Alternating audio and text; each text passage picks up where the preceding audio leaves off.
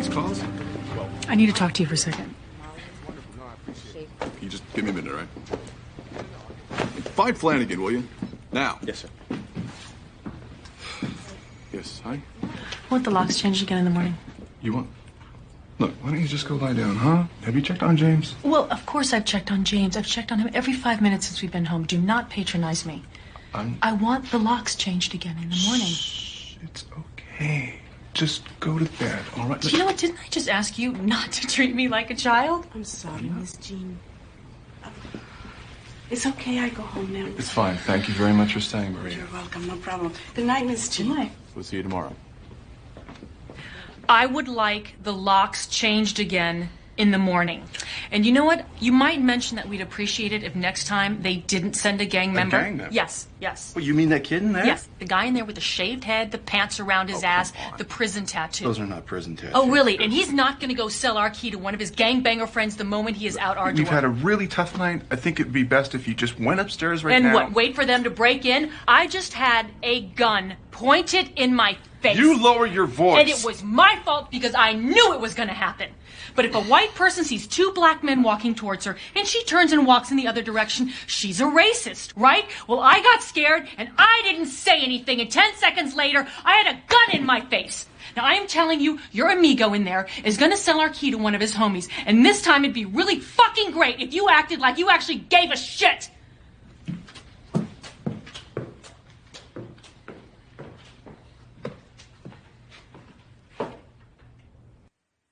Context of White Supremacy. Stunning performance from the legend, Oscar-winning Sandra Bullock. She has been in so many classics. One of Cal's listeners' favorites, The Blind Side. She was in the classic all the way back in the 90s, A Time to Kill, with Matthew McConaughey, Samuel L. Jackson. That was the one where some white race soldiers raped a black child, and Samuel L. Jackson resorted to counter-violence and killed them both. Sandra Bullock was a part of the defense team. Mr. Haley, that was Samuel L. Jackson's character in that one. She was also in Bird Box. The Netflix stunner had a black male sexual partner who was about young enough to be her child. Anyway, that was from the 2004 hit Crash. I believe was nominated for an Academy Award for Best Film, didn't win. But that scene, I thought hits so many of the main points of the book we are reading, Gavin de Becker's The Gift of Fear. But it also hits one of the main points that I have made about this book throughout. This is our third study session. So that takes place, that scene directly after Sandra Bullock and her white husband have been mugged by two black males. They get home afterwards, and she is upset, obviously, and she tells him, hey, I saw those two black males. I was afraid. I thought they were up to no good. I tried to tell you, and you hushed me. Told me, oh, hush up. You're just being a little scared little girl, and be quiet. There's nothing wrong, and called me a racist. Didn't listen, and then we got mugged. If you had listened to me the first time, that wouldn't have happened. And now I'm telling you again, you got another one of these dark people in here to change the locks. He's a little thug gangbanger. Listen to me when I'm telling you about these things. I have racial fears that need to be taken seriously. That's what I said, why I think this book is so popular, at least one component, the racial fears of whites. When they start talking about being afraid and paranoia, invariably, it's exactly what you just heard in that sound clip, unless I'm in error. Keep that in mind as we read again. Now, this is Gavin de Becker's The Gift of Fear. We are about midway into chapter 5. There's a slight break point kind of in the earlier portion of chapter 5. That's what we will be resuming in the text. If you have questions, comments, write them down, and we'll have ample time to share once we finish with the first audio segment. Context of White Supremacy, Gavin de Becker, The Gift of Fear.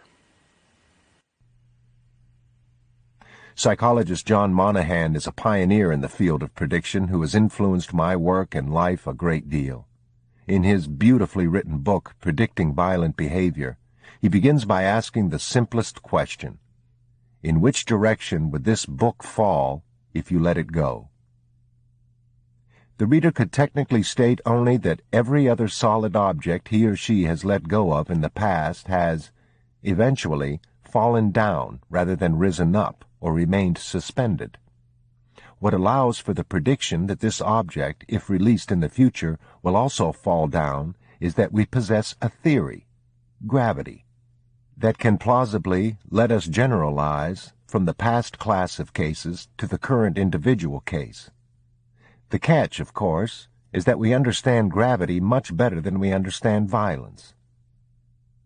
My friend John and I might have a spirited discussion on that, for I know much more about violence than I do about gravity. I believe behavior, like gravity, is bound by some essential rules. Admittedly, they may not always apply, but remember, they don't always apply with gravity either. Where you are, such as in space or in water, affects how objects will behave. The relationship of objects to each other and to their environment, i.e., magnets, airplanes, etc., also bears on such predictions. With behavior, as with gravity, context will govern. But there are some broad strokes that can be fairly applied to most of us. We seek connections with others. We are saddened by loss and try to avoid it. We dislike rejection. We like recognition and attention. We will do more to avoid pain than we will do to seek pleasure. We dislike ridicule and embarrassment. We care what others think of us. We seek a degree of control over our lives. These assumptions are hardly groundbreaking, and though we might expect something more esoteric about people who are violent, these mundane concepts apply to most of them, just as they do to you. You see, this list contains a few of the ingredients in the human recipe, and how much of one ingredient or how little of another will influence the final result. With the man who goes on a shooting spree at work, it's not that he has some mysterious extra component or that he necessarily has something missing. It's usually the balance and interaction of the same ingredients that influence us all. Am I saying the shooting spree at work can be predicted in part by weighing the balance of factors as common as the 8 general assumptions listed above? Yes. Certainly there are hundreds of other variables that my office considers in predicting violence, and I could present them here with charts and graphs and templates and computer printouts. I could use psychiatric terms that would require a psychiatrist to interpret. But my purpose here is to simplify, to identify in your experience the factors that matter most. As I discussed earlier, no matter how aberrant the person whose behavior you seek to predict, no matter how different from him you may be or want to be, you must find in him a part of yourself, and in yourself a part of him. When you undertake a high-stakes prediction, keep looking until you find some common ground, something you share with the person whose behavior you seek to predict. This will help you see the situation as he perceives it. For example, the anonymous caller may seem to enjoy the fear he's causing in his victim. Getting pleasure from the fear of others is something most of us cannot relate to, until we recall the glee of every teenager who startles a friend or sibling by jumping out of the dark. Anyway, with a frightening caller, fear may not be the issue as much as liking attention. When the caller causes people to feel fear, they're very attentive. It might not be his favorite way of getting attention if he perceived better options, or if he felt he brought other assets to his relationship with his victim. But it has likely worked for him in the past. I don't mean to imply that the threat caller is so introspective that he consciously considered all this, but neither is our behavior usually the result of conscious decision-making. Though it is true that people have more in common than in contrast, you'll encounter some who have vastly different standards of behavior and vastly different ways of perceiving the same events. For example, some people operate without listening to their consciences. They don't care about the welfare of others, period. In the corporate boardroom, we might call this negligence. On the street, we call it criminality. The ability to act in spite of conscience or empathy is one characteristic associated with psychopaths. Robert D. Hare's insightful book, Without Conscience, identifies several other features. Such people are glib and superficial, egocentric and grandiose, lacking remorse or guilt, deceitful and manipulative, impulsive, in need of excitement, lacking responsibility, emotionally shallow. Many errors in predicting behavior come from the belief that others will perceive things as we do. The psychopath described above will not. To successfully predict his behavior, you must see a situation your way and his way. It will be easy, of course, to see it your way. That's automatic. Seeing a situation from another person's perspective is an acquired skill. But you've already acquired it. Imagine that you're about to fire someone whose behavior, personality, and philosophy of life could not be further from your own. Even with all the differences, you would still know if he'd view the firing as fair, completely unfair, part of a vendetta, or motivated by discrimination or greed, etc. Particularly if you worked closely with this person, you could recite his perception of events much as he would. Though you may not share his view, you can still bring it into focus. Predicting human behavior is really about recognizing the play from just a few lines of dialogue. It's about trusting that a character's behavior will be consistent with his perception of the situation. If the play is true to humanness, each act will follow along as it should, as it does in nature. Imagine that you're watching a bird as it floats to earth, about to land. The sun is casting the bird's shadow on the ground, and both bird and shadow move toward the landing point. We know that the bird can't possibly arrive there before its shadow. Likewise, human action cannot land before impulse, and impulse cannot land before that which triggers it. Each step is preceded by the step before it. You cannot shoot the gun without first touching it, nor take hold of it without first intending to, nor intend to without first having some reason, nor have a reason without first reacting to something, nor react to something without first giving it meaning, and on and on. At many points before aiming a gun and pulling the trigger, particularly if the context is not unique, there are thoughts and emotions that others in similar situations also experienced. Think of any situation that many have shared, say, getting to an airport late, but not too late for a flight. Based on your experience, you can predict some of the thoughts, emotions, and thus behaviors of a harried traveler. Is he likely to stroll? At the ticket counter, will he cordially allow others to get in line ahead of him? Will he savor the interesting architecture of the airport? Because we're familiar with the airport situation, we find it easy to predict what the traveler will do. It's precisely because some people are not familiar with violent behavior that they feel they can't predict it. Yet they daily predict nonviolent behavior, and the process is identical.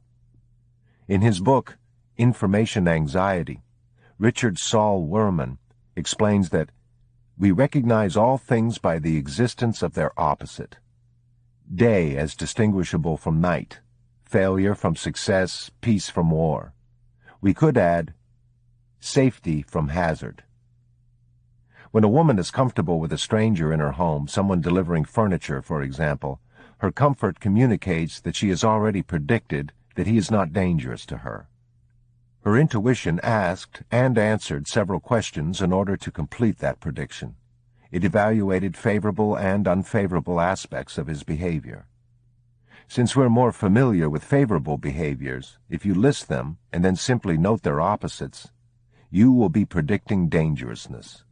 We call this the rule of opposites, and it is a powerful predictive tool. Favorable, unfavorable. Does his job and no more. Offers to help on unrelated tasks. Respectful of privacy.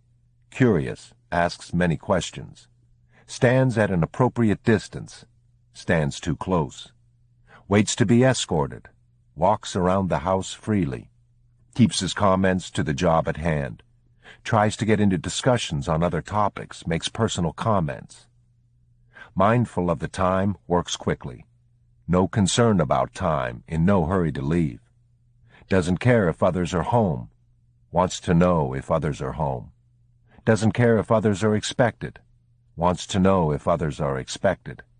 Doesn't pay undue attention to you, stares at you. All types of behavioral predictions, not just those about danger, can be improved by applying the rule of opposites. Just as we can predict behavior once we know the situation or context, we can also recognize the context by the behavior. A man insists on being first in the ticket line at the airport, looks frequently at his watch, appears exasperated by the slowness of the ticket agent. After getting his ticket, he runs awkwardly along, carrying his bags. He appears rushed and stressed. He looks expectantly at each gate he approaches. Is he A, a politician seeking votes who will stop and chat with each passerby? B, a charity volunteer who will solicit donations? C, a person late for his flight who will proceed directly to the gate? A hostile employee is fired the day he returns from a leave of absence. He refuses to vacate the building. He tells his supervisor, "You haven't heard the last of me," and then recites the supervisor's home address. He says, "I'll be visiting you with my buddies, Smith & Wesson." Security guards are called to remove him, and the following morning his supervisor's car windshield is smashed. Is this fired employee likely to A, send a check for repair of the windshield, B, enroll the next day in medical school, C, start making late-night hang-up calls to the supervisor's home? A couple of days after the man is fired, his supervisor finds a dead snake in his mailbox at home. Was it placed there by A, a neighborhood prankster, B, a member of the Snake Protective League trying to raise social consciousness, C, the man fired a couple of days before? I've used these obvious examples to demonstrate one of the greatest resources for predicting human behavior. You will rarely fail to place people in the most likely category when you frame the choice between contrasting options. This may seem obvious, but it's a powerful assessment tool. A woman in an underground parking lot is approached by a stranger who offers help loading groceries into her car. She could refine her predictions about the man and enjoy a creative exercise by asking herself, is this man A, a member of a citizen volunteer group whose mission is to patrol underground parking lots in search of women to help? B, the owner of a supermarket chain looking for the star of his next national advertising campaign? C, a guy who has some sexual interest in me? By the time you consciously develop even the first possible category for your multiple-choice list, you likely already know the correct answer, and you have already considered the level of immediate hazard intuitively. Intuition, remember, knows more about the situation than we are consciously aware of. In the parking lot, it knows when the woman first saw that man as opposed to when she first registered seeing him. It may know when he first saw her. It may know how many other people are around. It knows about the lighting, about how sound carries here, about her ability to escape or defend herself should she need to, and on and on.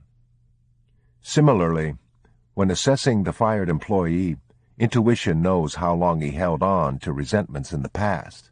It remembers sinister statements he made that were followed by some unsolved vandalism. It recalls his disconcerting story about getting even with a neighbor. The reason for creating 3 options is that it frees you from the need to be correct.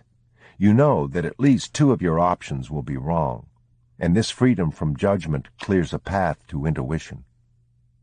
In practice, this turns out to be less an exercise in creativity than an exercise in discovery. What you may think you are making up, you are calling up.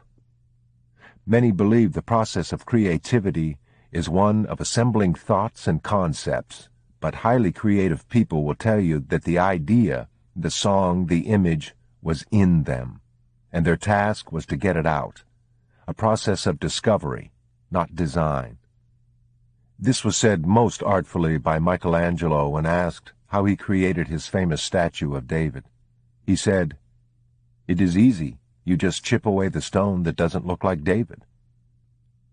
Well, you can know it will be a man long before the statue is complete. It's an irony of prediction that if you just wait long enough to commit, every prediction will be accurate. By the 11th hour, most factors are apparent, and they are less likely to change because there is less opportunity for intervening influences. The key is to complete a prediction far enough in advance to get some benefit. In other words, while you still have time to prepare or to influence outcome. Why, after all, do we make any prediction? To avoid an outcome or exploit an outcome. To do either, prediction must be followed by preparation. Prediction without preparation is just curiosity. Predicting that Lucky Dancer will run fastest is only valuable when you have time to exploit the outcome by placing a bet at the racetrack. Conversely, if you're standing in the path of the galloping horse, you use the same prediction to avoid the outcome of being trampled, and you get out of the way. The amount of preparation appropriate for a given outcome is determined by evaluating the importance of avoiding or exploiting it and the cost and effectiveness of the strategies you'll use. In deciding what preparations or precautions to apply, one also measures the perceived reliability of the prediction. If I predicted that you would be struck by lightning tomorrow and said that I could ensure your safety for $50,000, you wouldn't be interested. Though it's very important to avoid being struck by lightning, the reliability of my prediction is low, and thus the cost is much too high. If, however, a doctor says you need immediate heart transplant surgery or you'll die, the $50,000 cost is suddenly reasonable. The outcome of death is the same with lightning or heart failure, but we perceive the reliability of the medical prediction as much higher. The same process of comparing reliability, importance, cost, and effectiveness, which my office calls the Rice evaluation, is how people go about making many daily decisions. Society makes its precautionary decisions using the same Rice evaluation. Avoiding the assassination of a big city mayor is less important to society than avoiding the assassination of a presidential candidate. That's why we spend more in a week on a presidential candidate's protection than we spend in a year for most mayors. We may consider our prediction that a presidential candidate might be shot to be more accurate than that a mayor might be shot, but it isn't necessarily so. In fact, mayors have been shot more often and more lethally than presidential candidates. When we add governors to the mix, we find that nearly all have official police protection, yet no modern-day governor has ever been killed in office. 2 have been shot while in office, but neither because he was governor. George Wallace because he was a presidential candidate, and John Connally because he was in the car when President Kennedy was assassinated. So, though a mayor is more likely to be killed as a result of holding the office, I'm sorry to tell my mayor readers that we care more about avoiding that outcome for governors. With societies, as with individuals, when the Rice evaluation is made irrationally, it's always because of emotion. For example, avoiding the outcome of hijacking is so important around the world that passengers are screened for weapons more than 1 billion times each year. Only a few hundred people are actually arrested on weapons charges, almost none of whom had any intention of hijacking a plane. Ironically, the only deaths associated with airline hijacking in America have occurred since we instituted weapons screening. So, given the effectiveness, we pay a lot to do something that might prevent just a few incidents. We do this because of emotion. Worry specifically. To be clear, I support screening of airline passengers, but this is as much for the fear-reducing benefits and deterrence as for the actual detecting of weapons. The likelihood of burglary in your area may be remote, but the importance of avoiding it makes the cost of having locks on the door seem reasonable. Some people consider burglary to be more likely, or consider avoiding it more important, so they purchase security systems. Others don't feel that way. Our approaches to caution and precaution all boil down to a personal Rice evaluation. Ask yourself about the reliability of the safety predictions you make in your life, the importance of avoiding a bad outcome, and the cost and effectiveness of available precautions. With those answers, you can decide what resources to apply to personal safety. When you are at imminent risk, intuition forgets about all this logical thought and just sends the fear signal. You're given the opportunity to react to a prediction that has already been completed by the time it comes into consciousness. These intuitive predictions are involuntary, but often we must make predictions consciously. How can those be improved? Ingmar Bergman said, "Imagine I throw a spear into the dark. That is my intuition. Then I have to send an expedition into the jungle to find the spear. That is my intellect." Simply by throwing the spear, we greatly improve conscious predictions. By nothing more than the act of inquiry, or even curiously wondering about what a person might do, we enter into a conscious alliance with our intuition, an alliance with the self. Logic and judgment may sometimes be reluctant to follow that spear into the jungle, but the concepts in the next chapter should help persuade them.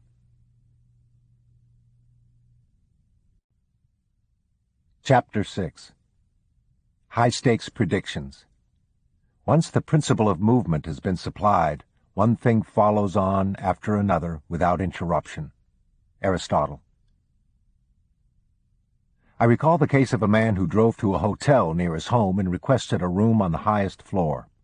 Though he had no luggage, he was escorted up to the 18th floor by a bellman. As a tip, he handed over all the money in his pocket, $61. He then asked if there would be paper and a pen in the room. 5 minutes later, he jumped out the window, committing suicide. Was this suicide foreseeable by the reception person who checked him in, or by the bellman? Both had an opportunity to observe the guest's conduct and demeanor, but they were predicting entirely different outcomes. They were answering such questions as, can he pay for this room? Is he the authorized user of his credit card? How can I get another tip like that?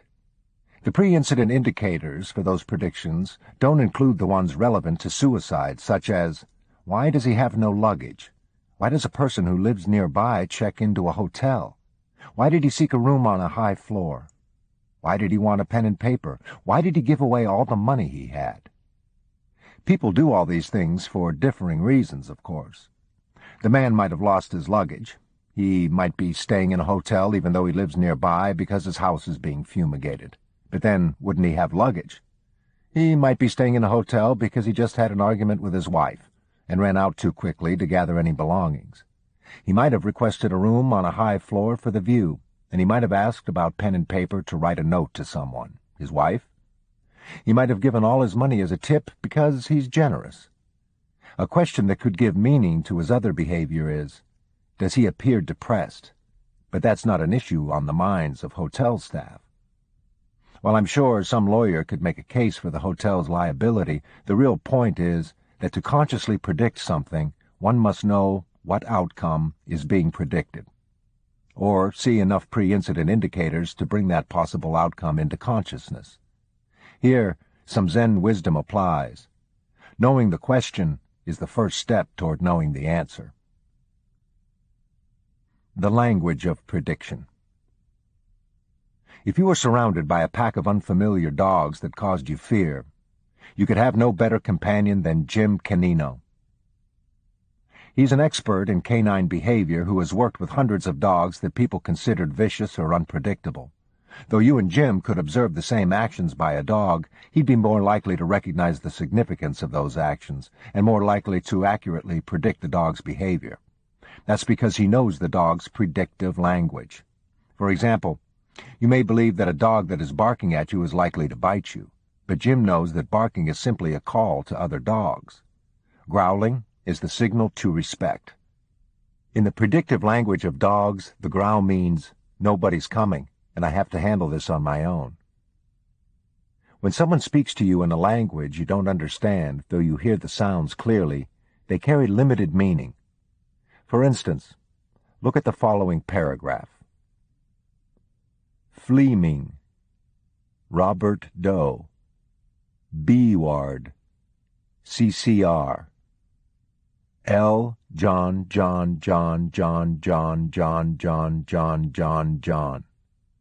GGS. This may look like gibberish, but your intuition has probably told you it's not. That paragraph contains the names of 6 famous people, but in a slightly different language than the rest of this book.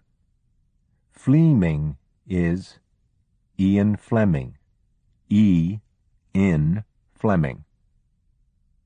Robert Doe is Robert De Niro.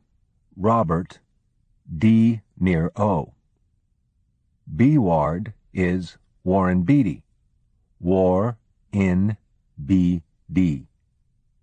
CCR is Caesar. C's R. L. John, etc. is Elton John. L. 10 John. GGS is Jesus. G's S. These word puzzles show that meaning is often in front of us to be harvested. Sometimes we need only believe it is there. These puzzles show something else, too, something about the differences between intuition and conscious prediction. If the solution to one of these puzzles doesn't come right away, it's then a matter of letting the answer surface in you. Because stare though you may, there's no additional information forthcoming from the puzzle itself. If you solve one, the answer was available in you somewhere. Many people resist this idea, believing that they solve the puzzles by moving the letters around and trying them in different order, as if they were anagrams. But they're not anagrams, and they have no consistent rules, and people often get them immediately without having the time to figure them out. I show a series of these intuitive puzzles when I give speeches and ask audience members to call out the answers as they come to them. Most of the correct answers, sometimes nearly all of them, come from women. It's also so that most of the incorrect answers come from women. That's because women are willing to call out what comes to them. They're willing to guess. The men, conversely, won't risk being wrong in front of a room full of people, so they won't call out an answer until they're sure it's correct. The result is that while each man is plodding through his personal logic test for each puzzle, the women have called out all the answers. Women are more comfortable relying on intuition because they do it all the time. Intuition is just listening. Prediction is more like trying to solve the puzzles with logic. You may have greater confidence in conscious predictions because you can show yourself the methodology you used, but that doesn't necessarily increase their accuracy. Even though this is a chapter about improving conscious predictions, don't believe for a moment that when it comes to human behavior, the conscious predictions are any better than the unconscious ones. We predict the behavior of other human beings based on our ability to read certain signals that we recognized. In Desmond Morris's Body Talk, he describes the meaning of gestures and body movements and notes in which parts of the world various meanings apply. Amazingly, 66 of the signals are listed as being valid worldwide, universal to all human beings in every culture on Earth. The majority of them are presented unconsciously. Everywhere in the world, the chin jutted forward is a sign of aggression. The head slightly retracted is a sign of fear. The nostrils flared while taking a sharp breath is a sign of anger. If a person anywhere on the planet holds his arms forward with the palms facing down while making small downward movements, he means calm down. In every culture, stroking the chin means I am thinking. Just as these movements are unconscious, so is our reading of them usually unconscious. If I ask you to list just 15 of the 66 worldwide gestures or physical movements, you'd find it difficult. But you absolutely know them all and respond to each intuitively. Earlier I mentioned the predictive language of dogs, which is all nonverbal. Desmond Morris has identified one of the nonverbal parts of human language, but we have many others. Often knowing the language of a given prediction is more important than understanding exactly what a person says. The key is understanding the meaning and the perspective beneath and behind the words people choose. When predicting violence, some of the languages include the language of rejection, the language of entitlement, the language of grandiosity, the language of attention-seeking, the language of revenge, the language of attachment, the language of identity-seeking. Attention-seeking, grandiosity, entitlement, and rejection are often linked. Think of someone you know who's always in need of attention, who can't bear to be alone or to be unheard. Few people like being ignored, of course, but to this person it will have a far greater meaning. Imagine Al Sharpton or Rush Limbaugh unable to garner attention by the methods they do today. Believing they deserve it, entitlement and grandiosity, knowing they need it, fear of rejection, and committed to being seen and listened to, attention-seeking, they might strongly resist a loss of audience. If the need in them is great enough, and you be the judge, they might do some pretty extreme things to draw interest. Think of a person you know whose self-evaluation is lofty or grandiose, perhaps even with good reason. When he volunteers for something and later learns that he wasn't chosen or wasn't even seriously considered, the news will have a different meaning to him than it would to a modest, humble person. Such a person might also feel humiliated more quickly than a modest person.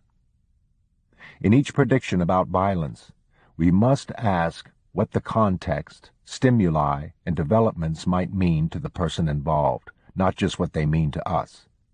We must ask if the actor will perceive violence as moving him toward some desired outcome or away from it.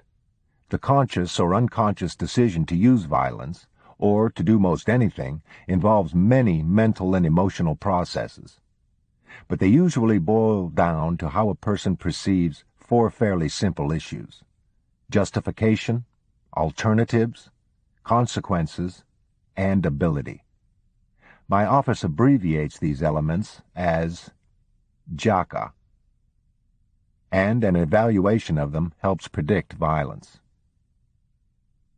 Perceived justification, J. Does the person feel justified in using violence? Perceived justification can be as simple as being sufficiently provoked. Hey, you stepped on my foot. Or as convoluted as looking for an excuse to argue, as with the spouse that starts a disagreement in order to justify an angry response. The process of developing and manufacturing justification can be observed. A person who is seeking to feel justification for some action might move from, "What you've done angers me," to, "What you've done is wrong." Popular justifications include the moral high ground of righteous indignation, and the more simple equation, known by its biblical name, an eye for an eye. Anger is a very seductive emotion, because it's profoundly energizing and exhilarating. Sometimes people feel their anger is justified by past unfairnesses, and with the slightest excuse they bring forth resentments unrelated to the present situation. You could say such a person has pre-justified hostility, more commonly known as having a chip on his shoulder. The degree of provocation is, of course, in the eye of the provoked. John Monahan notes that how a person appraises an event may have a great influence on whether he or she ultimately responds to it in a violent manner. What he calls perceived intentionality, e.g., "You didn't just bump into me, you meant to hit me," is perhaps the clearest example of a person looking for justification. Perceived alternatives, A. Does the person perceive that he has available alternatives to violence that will move him toward the outcome he wants? Since violence, like any behavior, has a purpose, it's valuable to know the goal of the actor. For example, if a person wants his job back, violence is not the most effective strategy, since it precludes the very outcome he seeks. Conversely, if he wants revenge, violence is a viable strategy, though usually not the only one. Alternatives to violence might be ridicule, smear campaigns, lawsuits, or inflicting some other non-physical harm on the targeted person or organization. Knowing the desired outcome is the key. If a person's desired outcome is to inflict physical injury, then there are few alternatives to violence. If the desired outcome is to punish someone, there might be many. It's when he perceives no alternatives that violence is most likely. David wouldn't have fought Goliath if he had perceived alternatives. Justification alone wouldn't have been enough to compensate for his low ability to prevail over his adversary. More than anything, he fought because he had no choice. A person or an animal who feels there are no alternatives will fight even when violence isn't justified, even when the consequences are perceived as unfavorable, and even when the ability to prevail is low.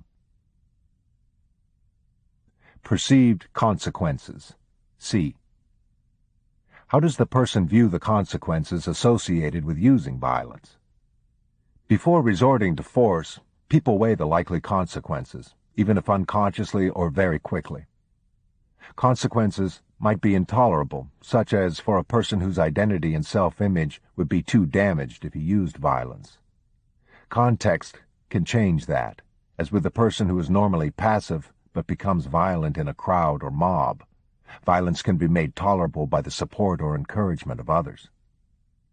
It's when consequences are perceived as favorable, such as for an assassin who wants attention and has little to lose, that violence is likely.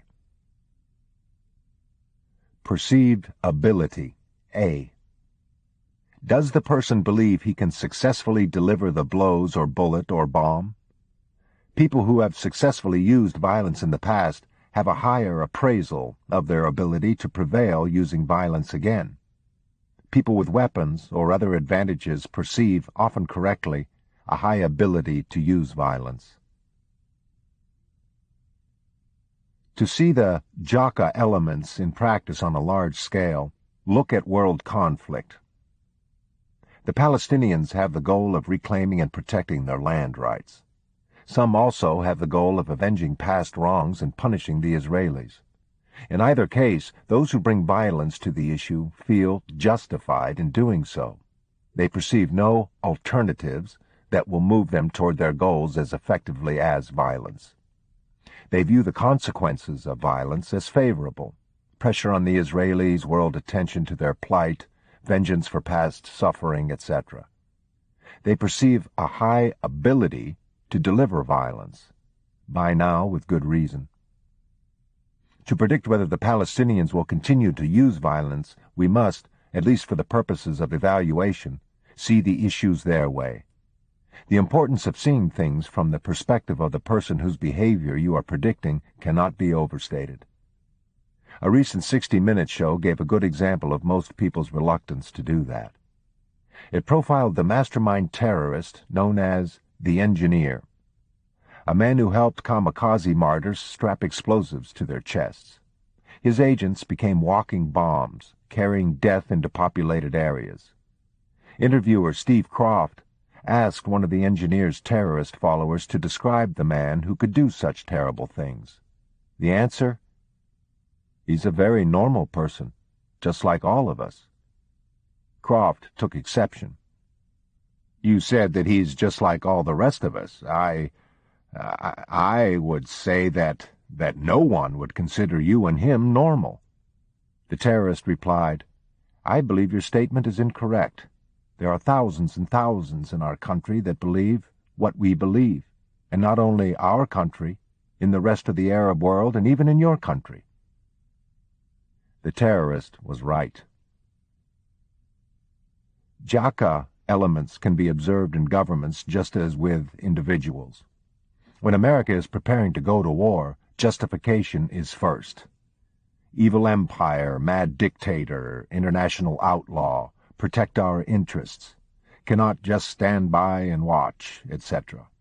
Alternatives to violence shrink as we move from negotiations to demands, warnings to boycotts, and finally, blockades to attacks. The perceived consequences of going to war move from intolerable to tolerable as public opinion comes into alignment with government opinion. Our appraisal of our ability rises as ships and troops are moved into proximity of an enemy. At the end of the day, the American bomber who kills 100 people in Iraq decides to use violence the same way as the Palestinian bomber who kills 100 people in Israel. This idea may bother some readers, but as was discussed in Chapter 3, effective predictions require that we not make value judgments. Instead, we must see the battle, at least for a moment, from the deck of the enemy warship, because each person has his own perspective, his own reality, no matter how much it may differ from ours. As historian James Burke explains, all that can accurately be said about a man who thinks he is a poached egg is that he is in the minority. The elements of prediction. There is a way to evaluate the likelihood of success of any prediction, a way to predict the prediction, so to speak. It can be done by measuring 11 elements. These elements, which I am offering here as a glimpse into some of the strategies used by my firm, apply to every type of prediction, not just those involving violence. I know how universal they are, for many corporate clients whom we have advised on high-stakes predictions have asked us to assist on other types of predictions, such as what opposing litigants might do. We start by answering the following questions. 1. Measurability of outcome. How measurable is the outcome you seek to predict? Will it be clear if it happens or does not happen? For example, imagine the predictive question is, will a bomb explode in the auditorium during the pro-choice rally? That outcome is measurable, i.e., it would be obvious if it happened. If, however, the predictive question is, will we have a good time on an upcoming trip to Hawaii, we might not have a shared definition of good time. My having a good time might not be obvious to you and might not be easily discoverable. Thus, the prediction is less likely to succeed than those with outcomes that are easily measurable. 2. Vantage. Is the person making the prediction in a position to observe the pre-incident indicators and context? For example, to predict what will happen between two quarreling people, it's valuable to have a vantage point from which you can see and hear them. 3. Imminence. Are you predicting an outcome that might occur soon, as opposed to some remote time in the future? Ideally, one predicts outcomes that will happen while they're still significant. Will someone attempt to harm Senator Smith next week is an easier predictive question to answer successfully than, will someone attempt to harm Senator Smith in 30 years? Success is more likely for the first question because conditions next week will not be affected by as many intervening influences as conditions in 30 years will. Our best predictive resources are applied when outcomes might occur while they are still meaningful to us. Though perhaps harsh to Senator Smith, it might not matter much to people today if he is harmed in 30 years. There is a similar dynamic with more personal predictive questions, such as, will smoking kill me? Smokers can easily predict that it will likely kill them, but the outcome is so remote in time that it loses much of its significance. 4. Context. Is the context of the situation clear to the person making the prediction? Is it possible to evaluate the attendant conditions and circumstances, the relationships of parties and events to each other? 5. Pre-incident indicators. Pins. Are there detectable pre-incident indicators that will reliably occur before the outcome being predicted? This is the most valuable of the elements. If one were predicting whether a governor might be the object of an assassination attempt at a speech, pre-incident indicators would include the assassins jumping on stage with a gun. But that is too recent a pin to be very useful, as it provides little time for intervention. The birth of the assassin is also a pin, but it is too dated to be valuable. Even though both of these events are critical intersections on the map of this particular prediction, one hopes to be somewhere between the two, between the earliest possible detectable factor and those that occur an instant before the act. Useful pins for assassination might include the assassins trying to learn the governor's schedule, developing a plan, purchasing a weapon, keeping a diary, or telling people something big is coming. Ideally, an outcome would be preceded by several reliable pins. But they must also be detectable. Someone's getting the idea to kill and making the decision to kill are both extraordinarily valuable pins. But since these occur in the mind, they might not be detectable on their own. Later I'll discuss the pins for workplace violence, spousal killings, homicides by children, and public figure attack. They are always there, though not always known to the people making the predictions. 6. Experience. Does the person making the prediction have experience with the specific topic involved? A lion tamer can predict whether or not a lion will attack more accurately than I can because he has experience. He can do an even better job if he has experience with both possible outcomes, lions that do not attack and lions that do. 7. Comparable events. Can you study or consider outcomes that are comparable, though not necessarily identical, to the one being predicted? Ideally, one relies on events that are substantively comparable. Predicting whether a senator will be shot by a mentally ill member of the general public, one might study cases in which mayors were shot by deranged pursuers, as this is substantively the same situation, and the relationship between the players is similar. One can learn about the pins in the mayor cases and consider whether they apply to the present prediction. On the other hand, studying cases of senators shot by their spouses or senators who shot themselves would not likely improve the success of a prediction about a stranger shooting a senator. 8. Objectivity. Is the person making the prediction objective enough to believe that either outcome is possible? People who believe only one outcome is possible have already completed their prediction. With the simple decision to make a decision before the full range of predictive tests has been completed, they have hit the wall of their intuitive ability. Asked to predict whether a given employee will act violently, the person who believes that kind of thing never happens is not the right choice for the job. People only apply all their predictive resources when they believe either outcome is possible. 9. Investment. To what degree is the person making the prediction invested in the outcome?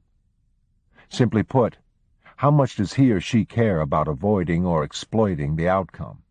Does he or she have reason to want the prediction to be correct?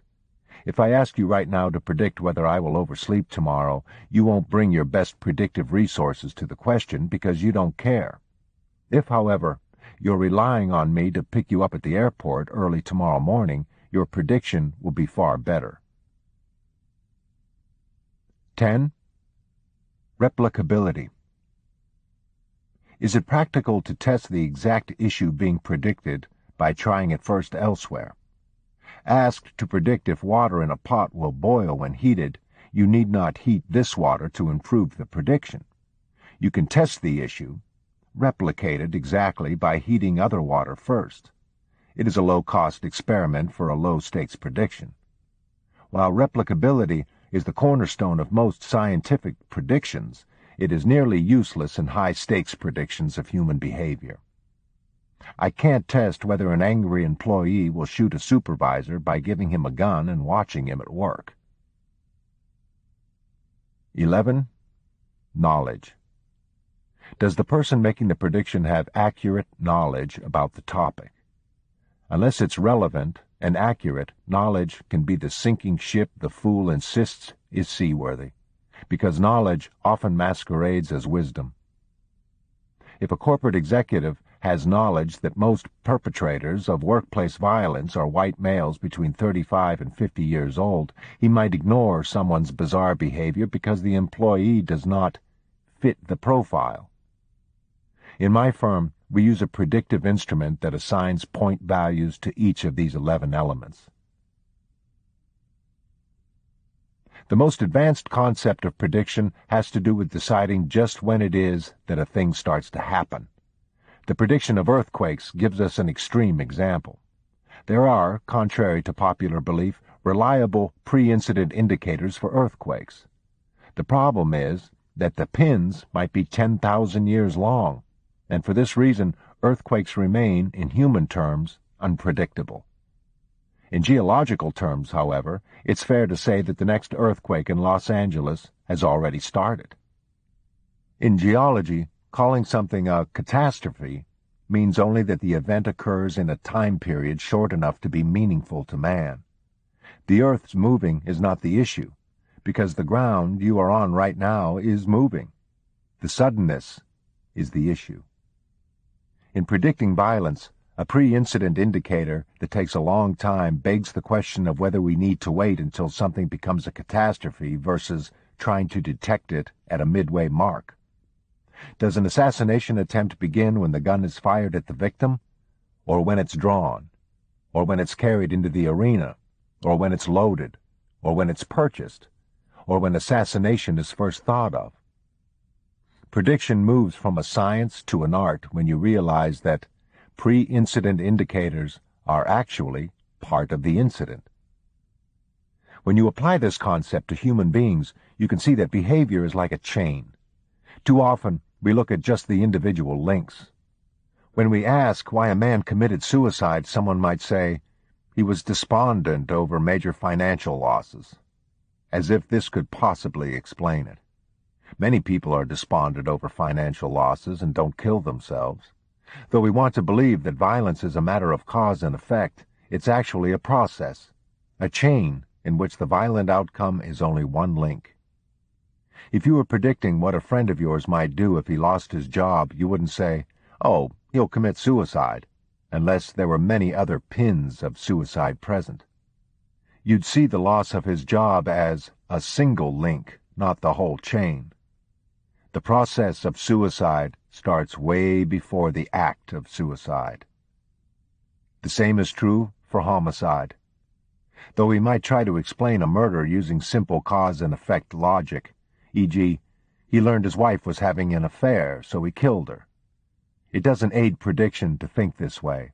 Like the earthquake, violence is one outcome of a process that started way before this man got married. By this point, you've read a lot about successful predictions, more perhaps than can easily be recalled. Still, there's no need for a memory test because the information is already in your mind. I know that because it came from your mind in the first place. These elements of prediction are the same ones our ancestors relied on to survive. If they seem new to you, it's because they've been largely ignored by modern Westerners. We perceive less need for them because we are now at a point in our evolution where life is less about predicting risks and more about controlling them. Endowed with great intellect, with which to protect ourselves, we've developed extraordinary technologies for survival. Chief among them is modern medicine. Though we're no less vulnerable to injury, we are far less likely to die from it. Technology has also provided the ability to call for help, so we rarely feel isolated in an emergency.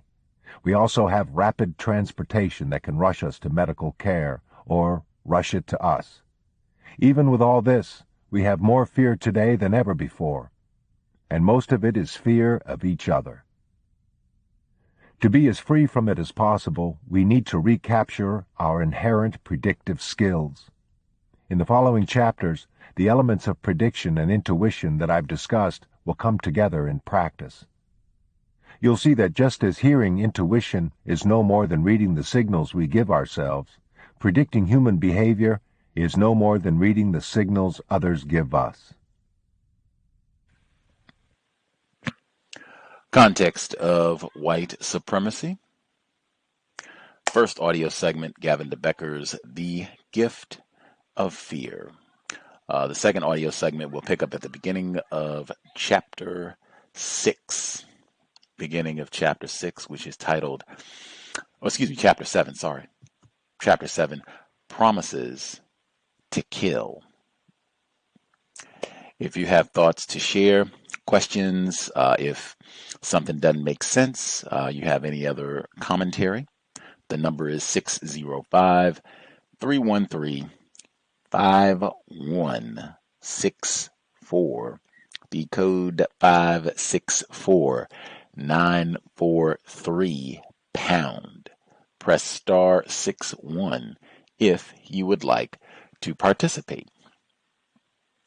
I saw this last week, but I neglected to mention it during the program. This here book is, in some circles, listed as feminist literature. In fact, I've even seen it cited as radical feminist literature, whatever that means. If folks have a thought on that or why that would be the case, feel free to share, but that was something that I filed away as I have researched. Put that in my folder right next to Bill Cosby hired Mr. de Becker after the murder of his son. But the number again, 605-313-5164. The code 564943 #. Press *61 if you would like to participate. I was also remiss. The great Sandra Bullock, suspected racist, in addition to Bird Box, Crash, A Time to Kill, she was also the star of one of Cal's listeners' favorites, The Blind Side. Of course, Jane Elliott said she loved that film as well. She talked about it back on the program. 2009, I believe that was. Anywho, first few folks who dialed in, if you have a hand up, if you have thoughts, questions on the first chunk of the reading, hands up, *61. Line should be open. Feel free to share. Can I be heard? Greetings, Draftomania. Yes, ma'am. Oh, good. Actually, your volume is a little low. We can hear you, but if you could speak up or get closer or maybe even ditch the headset if that's what it is. Oh, okay. Can you hear me better now? Because I'm out and about. Can you hear me better now? Yes, ma'am. Okay. Yeah, I got my mouth right to the speaker on the phone. You asked the question in regards to why would we think that this book is labeled a feminist material, or even radical feminist material. I initially, when I was listening to the audio book on my own for the first time, I kind of got that feeling also that it would definitely appeal to feminists because it does focus primarily on issues with violence done to women. So, the way he describes the stories is mainly focusing on women, and it's also, it's basically making men out to be the predators and how females need to watch out for them. So that would be my take on why it would appeal to females, feminists. For the female feminist movement. And that's basically all I always have to share on that. Much obliged, Draftomania. Other folks, if you have thoughts on the first chunk of the reading, *61, and we will get you on the line with us as well. Let's see. While folks are getting their notes together, I'll share a few of my notes from the first chunk of the reading. Let's see. He mentioned a book that I've not read, Robert Hare, Without Conscience. He says it identifies people who might not care as much about other people, psychopaths, they may be called. But he lists glib and superficial, egocentric and grandiose, lacking remorse or guilt, deceitful and manipulative, impulsive, in need of excitement, lacking responsibility, emotionally shallow. I think much, if not all of that, describes how whites collectively relate to non-white people, black people especially worldwide. Deceitful and manipulative, absolutely. Glib and superficial, absolutely. In fact, make sure I dig on that one. Glib, voluble, but insincere and shallow. Boy, that is a synonym for tacky. Egocentric and grandiose, absolutely. Let me say it 2 times. Lacking remorse or guilt. Lacking remorse or guilt, absolutely. That is how whites collectively function, relate to non-white people, especially black people worldwide. Lacking responsibility. Just go down the whole list. I've not seen that book, though. If anybody checks that out, if you look online, hit your library, Without Conscience, Robert Hare. It reminds me, just a little bit that he shared, it reminds me of something like Wisdom of Psychopaths. Talk about the same subject matter. Next, oh my goodness. My, oh my. This here book, I guess we were supposed to read. I had no idea. None of the folks, Cal's listeners no less, who suggested that we read Mr. de Becker's offering, none of them said, hey, he spends quite a bit of time talking about context and the importance of context in evaluating, predicting human behavior. Wow. He had so many lines. It's a little advertisement for the program. Thank you kindly. We suggest as we can predict behavior, once we know the situation or context, we also recognize the context by behavior. Very important. Just being able, either way, being able to protect behavior because you know the context, you know what's supposed to be happening in an environment, what's not supposed to be happening in an environment. You can also go reverse. Once you start evaluating behaviors, you can pick out, oh, okay, these are things that people are doing. This must be what's happening, just by evaluating behaviors, even if you are new to a situation. Extremely important. Why this broadcast? Context of white supremacy, just to recognize that all of the behaviors are happening within a global system of white supremacy racism. Extremely important. So important that thought the program should be named that. Next. Oh, and even before I get away from that, for this example about context and behavior and how all of that relates to violence, he goes immediately to workplace racism. He gives the example, or I guess his almost first example. The second example is the one to workplace racism. The first he says about this airport situation, and then he gets to a hostile employee is fired. The day he returns from a leave of absence, he refuses to vacate the building. He tells his supervisor, "You haven't heard the last of me," and then recites the supervisor's home address. He says, "I'll be visiting you with my buddies, Smith and Wesson." Now I'm going to stop right there. When I've said consistently, please, speak up, *61. Let me know if Gus is, being ignorant or at least illiterate in trying to process this text. I've said that most of the people that he's presenting and how these characters sound, it sounds like he's talking about white people, that his audience is white people. Most of the characters are white people. Maybe he's referenced Bill Cosby. I don't know. I haven't heard that reference yet. But I cannot imagine this being a black male. Maybe this is a made up story, but I have a hard time imagining a black male being able to do this. Go into an office, white supervisor, and tell him, "Oh yeah, you haven't heard the last of me, buddy. I'll be visiting you with me and my homies, Smith and Wesson." And being able to walk out of the, like, are you serious? Like, come on.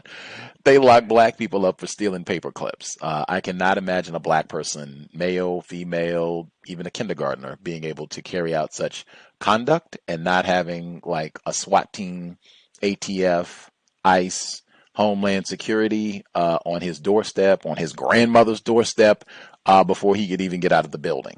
Maybe I'm in error. Next.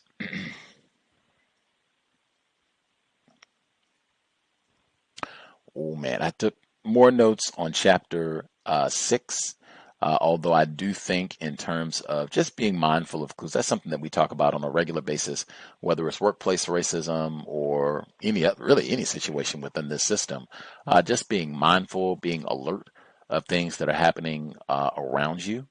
We are in a system that is predicated on violence. We just can't afford to be mindless and ignoring signals that we get about what's happening, specific people that are in our area. Always extremely important to just pick up on those cues.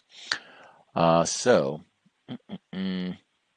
let's get to chapter 6 because I took a lot of notes on chapter 6. I'll share a few of the notes that I took, and then we'll get to. I'll check in with some of the callers. Let's see. He asked a lot of questions in this chapter. And in fact, he started it off. He says, "Well, I'm sure some lawyer could make a case for the hotel." Get through there.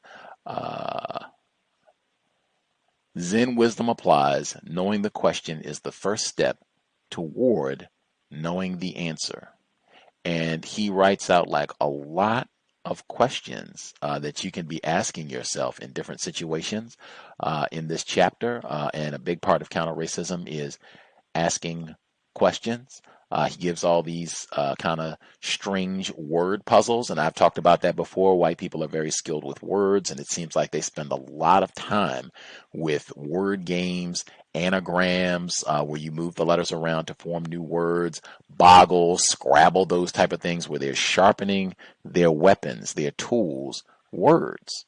It seems like there's a lot of this, and he has all these word games here. Again, this is just getting your mind to evaluate information that's given to you. You might even have to process it in a different manner, but using really trying to strengthen your brain computer, as Dr. Welsing says, so that we can, to the maximum degree, accurately process all of the information that's given to us in the environment to the best of our ability so that we can solve the problem and keep ourselves safe in the meantime. Let's see. Another book he mentioned, Desmond Morris's Body Talk, where he writes, he describes the meaning of gestures and body movements and notes in which parts of the world various meanings apply. And he goes through all these different signals and what have you. Again, this is a lot of detailed behavior about studying language and just studying human behavior. Again, in my view, all of this is pertinent to maintaining a system of racism, white supremacy. Another reason why I suspect whites find this book so enticing. Let's see. He, in still kind of the early stages of chapter 6, so he's talking about different nonverbal parts of language and language to pick up on, language of rejection, language of entitlement, language of grandiosity, revenge, blah, blah, blah. And attention seeking, that's one. So he gets to the end of that. He says attention seeking, grandiosity, entitlement, and rejections are often linked. Think of someone you know who is always in need of attention, who cannot bear to be alone or to be unheard. Few people like being ignored, of course, but to this person it will have a far greater meaning. Imagine Al Sharpton or Rush Limbaugh unable to garner attention by the methods they do today. Now I pause right there. Anytime a white person, and again, this is a white man, Gavin de Becker. I already said this guy is on record repeatedly, and it's at the very beginning of this book, and I mean the very beginning, in the preface, before you even get to the body, where he's already complaining about what he calls political correctness. In my view, I've seen a lot of times where white people, my assessment of their argument is basically they feel that somehow they will be accused of being racist if they say certain things, and they somehow feel like they're not able to say things that they would like to say, that they might be called a racist, and that they can't, that there's something incorrect about this, them being unable to say what they want to say, things that they like to say, things that they think are true, because they may be accused of being a racist. For this type of white person, Bill Maher type white person, to step forward and bring up Al Sharpton at all, because I never hear people bring up Al Sharpton and say, oh man, that Al Sharpton is one snappy dresser. I never hear them say, man, that Al Sharpton, he sure is a go-getter. Wow, he's been out there fighting for all. I never hear that. Anytime I hear it, that's, oh God, that nigger Al Sharpton, I hate him. Why doesn't someone kill him? A white woman called into NPR and she said that on national public radio. She says, I hope he dies. And they said, wow, we were here during a 25-year anniversary. Someone stabbed Al Sharpton. She said, oh, good, I hope he died. And her friend was just like, oh, don't say that. She says, I mean it. And she says, man, we're on public radio and you're wishing death on Al Sharpton. What did Al Sharpton do to you? Did he commit a crime? What's the problem with Al Sharpton? Most of the time when I hear him, he's talking about racism, white supremacy. Okay. Is there a system of racism, white supremacy? Yes or no? Even go back to the title of The Gift of Fear. I don't generally hear white people talking as though they are afraid of Al Sharpton. I just hear white people talking that they don't like Al Sharpton, death to Al Sharpton. They can't stand Al Sharpton. The world would be a better place without Al Sharpton. That's all I've heard all my life. This book was published in 1997. It's 2019, and I still hear white people sounding the exact same way. Then, what do I say all the time? Watch those comparisons. Imagine Al Sharpton or Rush Limbaugh unable to garner attention by methods they do today. What do Al Sharpton and Rush Limbaugh have in common? Popping pills. I know Rush Limbaugh got quite a bit of difficulties, or at least had some problems around that. What do these two gentlemen have in common? Hosting a radio program? Someone has a response to that, feel free. Next, let's see. I'll give one more and then I'll check in. Let's see. His examples. Even in that example, he cites Al Sharpton first, Rush Limbaugh second. Even if you want to do it in alphabetical order, it'd be Rush Limbaugh first, but whatever. I don't know why you would pick those two individuals. A few pages over, he says, to predict whether Palestinians will continue to use violence, we must, at least for the purposes of evaluation, see the issues their way. Now that is interesting as well. And again, he starts, the first example that he uses to talk about this, seeing things from the other's perspective, is the Palestinians. Generally thought of non-white people victims of white supremacy. People might use a whole lot of other terms. In my view, make it plain: system of racism, white supremacy. I think that is the general problem. Individuals classified as Palestinians, non-white people, for a lot of the folks that I have seen. But even this, again, this comparison, why would this be the first example? That is so important in a world of white supremacy. The first example that we go to how do we evaluate others and others' use of violence in a system of white supremacy. The first group that we go to is not the Ku Klux Klan, not Dylann Roof, not at the time that this book was published, not Timothy McVeigh, fresh off of blowing up the Oklahoma City Federal Building. Palestinians. Not Jeffrey Dahmer in Wisconsin, which was also a few years after this book was published. I'll pause there. See if folks have any thoughts on some of the illustrations, the reference of Al Sharpton, or if you had any other questions, comments on the first portion of the audio. Other folks who dialed in, if you have a hand up, *61. Let's see, Mr. Demery 4 should be with us. If you have thoughts, proceed. Yes, may I be heard? Yes, sir. Yes, that's exactly what you were just saying. That was one of the points that I highlighted. I was wondering, how he could compare Al Sharpton with Rush Limbaugh, and Rush Limbaugh, a radio host, Al Sharpton was fighting for civil rights, and he tried to do community service. It seems like every chance they get, they like to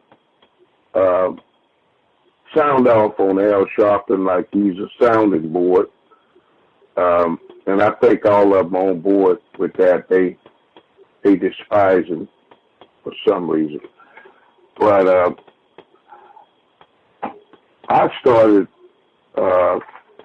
taking points from the end of 5. I think he was talking about, let's see, before you get to the fact of reliability.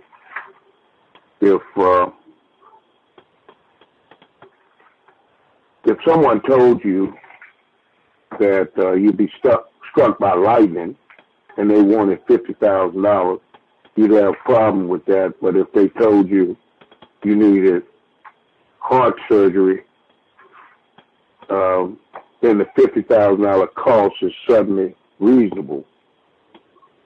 The outcome of death is the same with lightning or heart failure, but we perceive the reliability of the medical prediction as much higher. So he goes on and he got this process, which I thought was interesting, the Rice evaluation.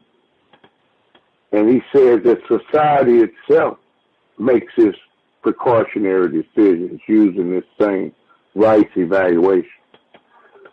I wanted to say that to say, if you put that along with the pre-incident indicators, excuse me, why can't we predict, logically, where the next police shooting or killing of an unarmed black man will happen, and then do something to stop that?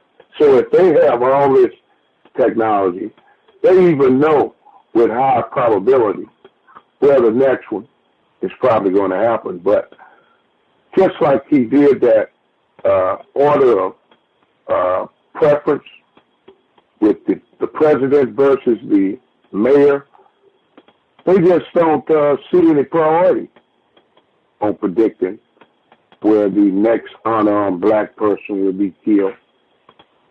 And I'd like to say something about the guy who checked in at the hotel. He didn't have luggage, and he wanted the highest floor, and so the bellman walks him up to, or takes him up to the floor. First of all, if he didn't have any luggage, why did the bellman have to go with him? But I assume that this is a true story. So, but when the guy decides to jump off or commit suicide or whatever, why was that? Why were the desk clerk or the bellman responsible for identifying what this guy would or might not do? So, I mean, it's a good example to show you how people may not think about things, but I think it boils down to, how much people really care. Because even if they had noticed all that, if he was paying for his room, I doubt if they would have done anything different. When he was talking about body talk from Desmond Morris's book, I thought that was interesting because it's 66 signals that are worldwide, it's universal to all human beings. And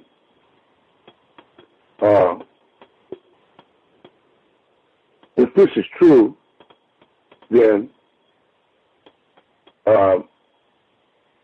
that means that all of the signals, even talk of I can't breathe, or putting your hands up, or laying on the ground flat, none of that has helped unarmed black men in America, because these signals, everything has been ignored and we've been killed.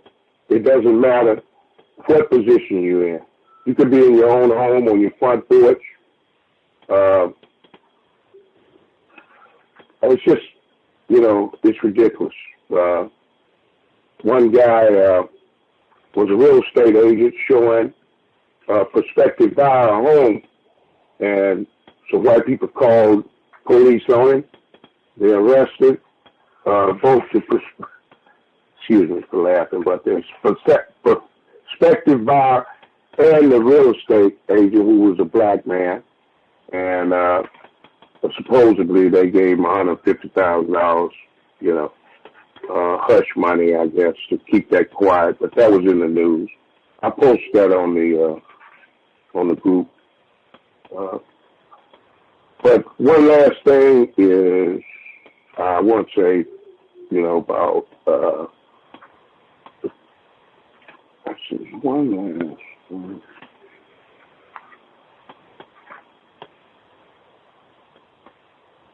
Elements of prediction, and you mentioned it, the context.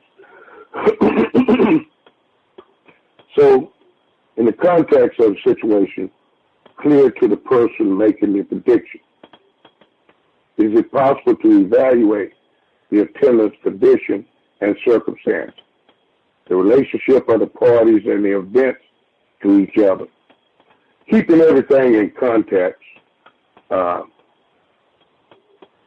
would help. And, okay, yeah, predictability of police terrorists. I'll mute my line on that, Gus. Thanks for taking the call.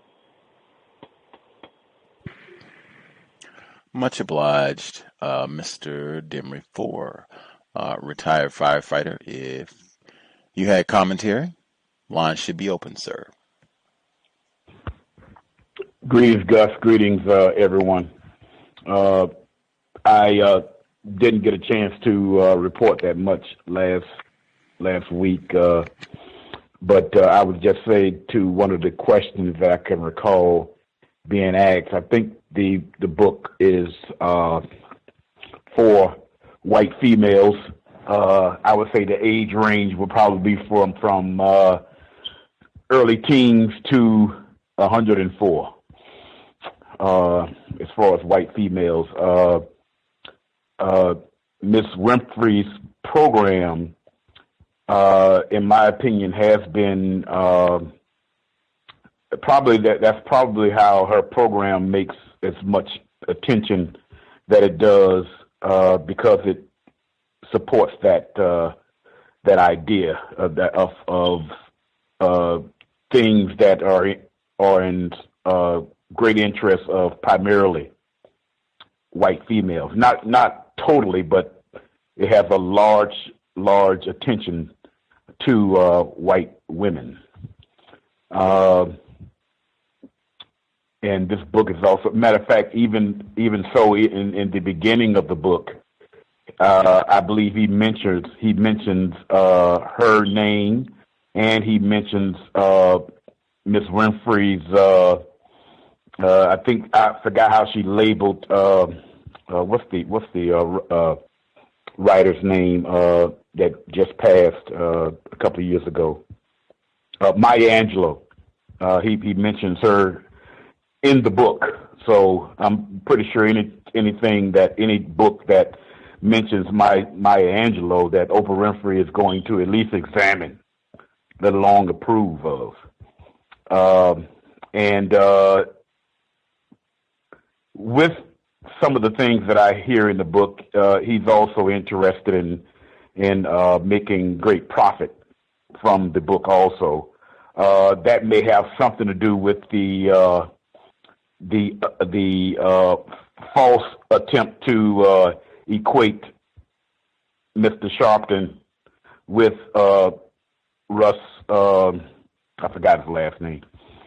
For that purpose, because they are two figures who get attention from the idea of racism, white supremacy, in different ways, I would emphasize. But nevertheless, they get attention on the subject a lot. I listen to probably the white guy more than I do Reverend Sharpton, because his program is on regular radio. I also noticed in the first reading that when he gave examples of revenge, he specified people who are considered to be non-white, Palestinians, I believe, and all of it is his different examples of violence. He would primarily just use adjectives, but in the part where, like I said, when he was talking about revenge, he specifically labeled a group of people who are considered to be not white. Also, that particular group that I noticed around the world can be openly spoken negatively about, and no one would give a negative, well, not no one, but a lot of people wouldn't give a negative reaction to your description of that type of non-white person that they have also labeled as being fan niggers, that sort of thing. What else? There were some other thoughts that I had, but I didn't write anything down, so That's what I get for not writing stuff down. But anyway, I'll hold on until I can remember the other thoughts that I had. Thank you. Much obliged, retired firefighter. Let me make sure I get my stamp in. I said on the broadcast yesterday, the weather in Seattle, terrible. Someone who did not hear that broadcast, I was talking to today in Seattle, and they said, this has been the worst summer ever. They were talking about the weather. We went outside and did yoga on the rooftop, and the sun did come out and peek at us for a little while. It is great. And I remember we sat on the rooftop. This was hours ago. We sat on the rooftop, looked, it was clouds on the horizon. I said, wow, that looks ominous. I look outside now. Those clouds are above my head.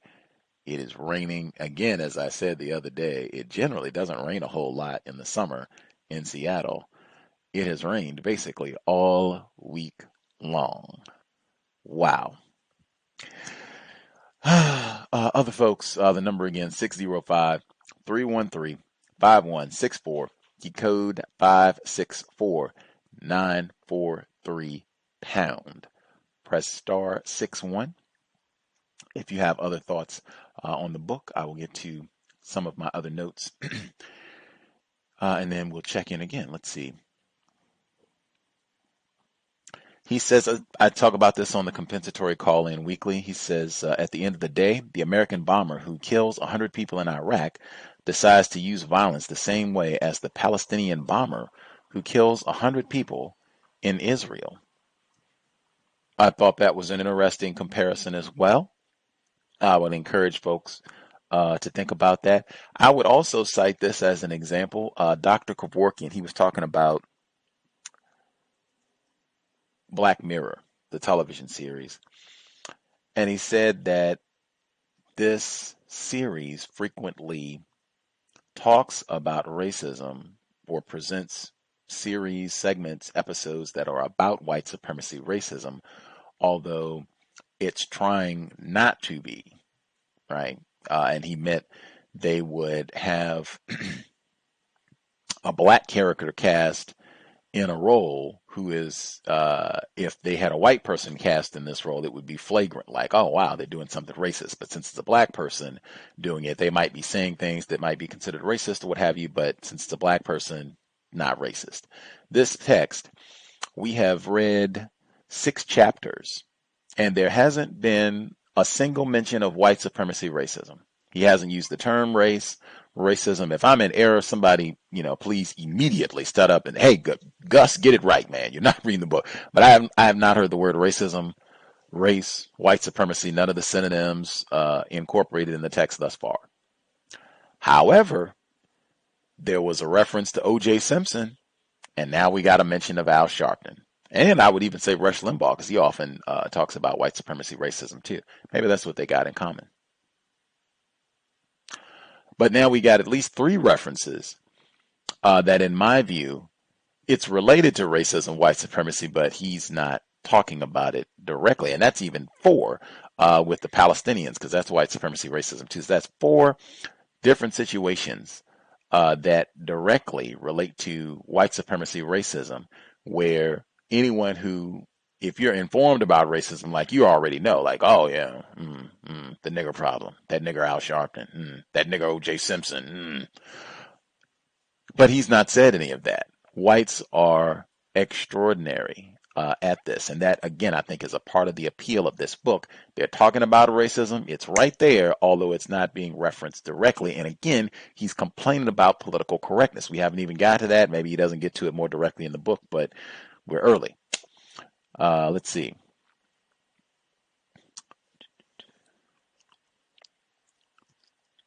Oh, about the Palestinians. Wait up. Let me make sure I get all that. He says, to predict whether Palestinians will continue to use violence, we must, at least for the purposes of evaluation, see the issues their way. That's significant in my view, I think. Repugnant as that may be.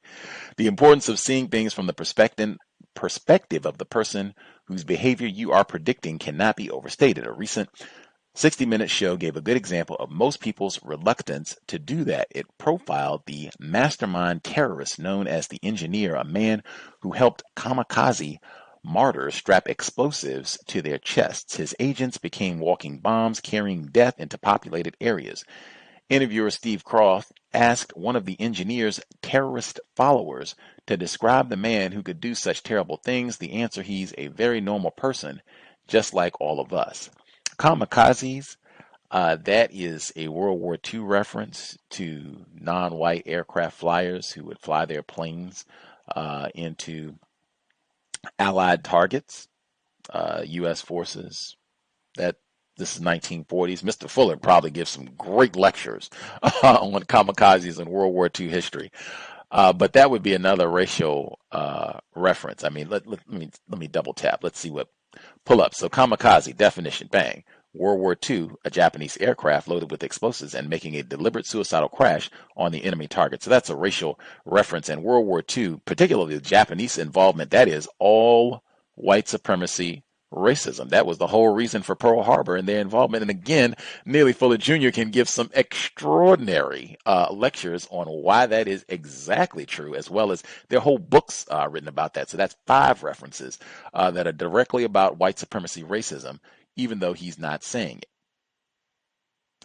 Let's see.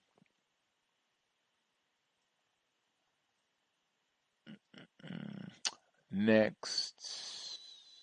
So he gives his list of things we should be looking out for. Context gets mentioned when we're trying to make predictions. Context. Pre-incident indicators, pins, he calls them. This is, I think constructive information, things I think that we can use. Certainly, we got workplace racism tomorrow. Workplace violence is rampant. I think absolutely you can use a lot of these things and should incorporate these things, particularly in your workplace, to make sure that you're safe.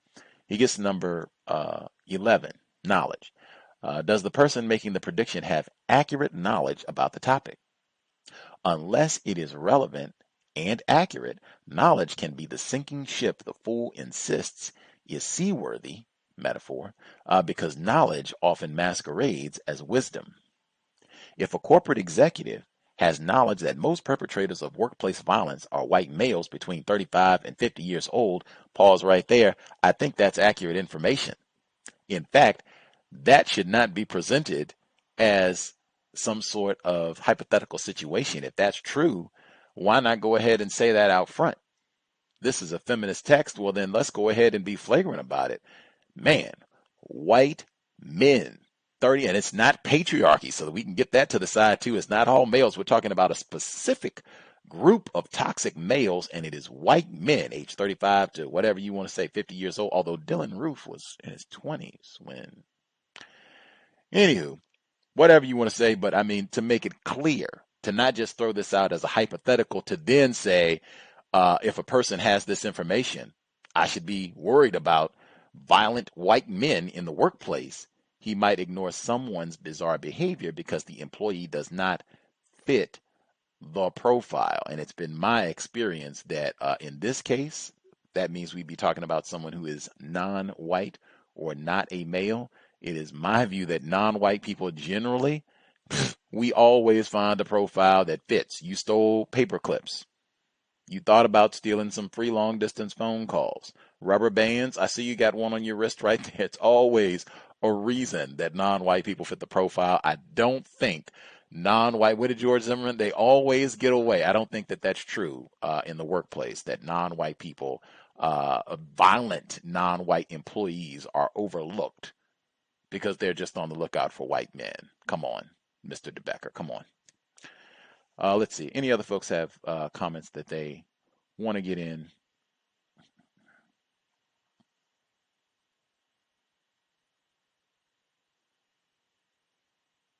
Everybody satisfied from first audio segment?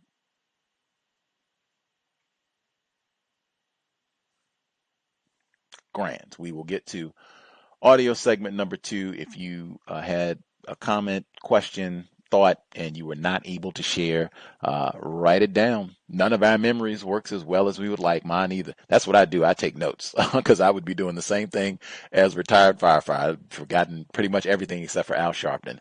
So just jot it down. We should have ample time to share once the second audio segment concludes. We will pick up on Chapter 7. Yes, Chapter 7, Promises to Kill. Gavin de Becker's The Gift of Fear. Survival Signals to Protect Us from Violence. Audio segment number 2.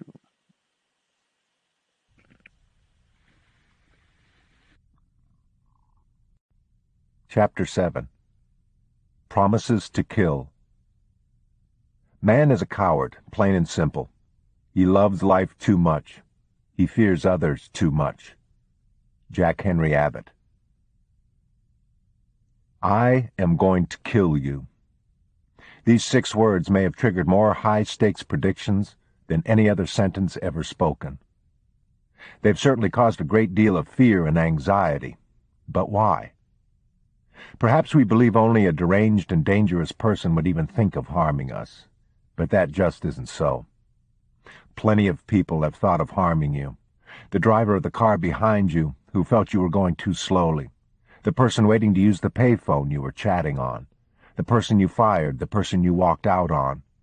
They have all hosted a fleeting, violent idea. Though thoughts of harming you may be terrible, they are also inevitable. The thought is not the problem. The expression of the thought is what causes us anxiety, and most of the time, that's the whole idea. Understanding this will help reduce unwarranted fear.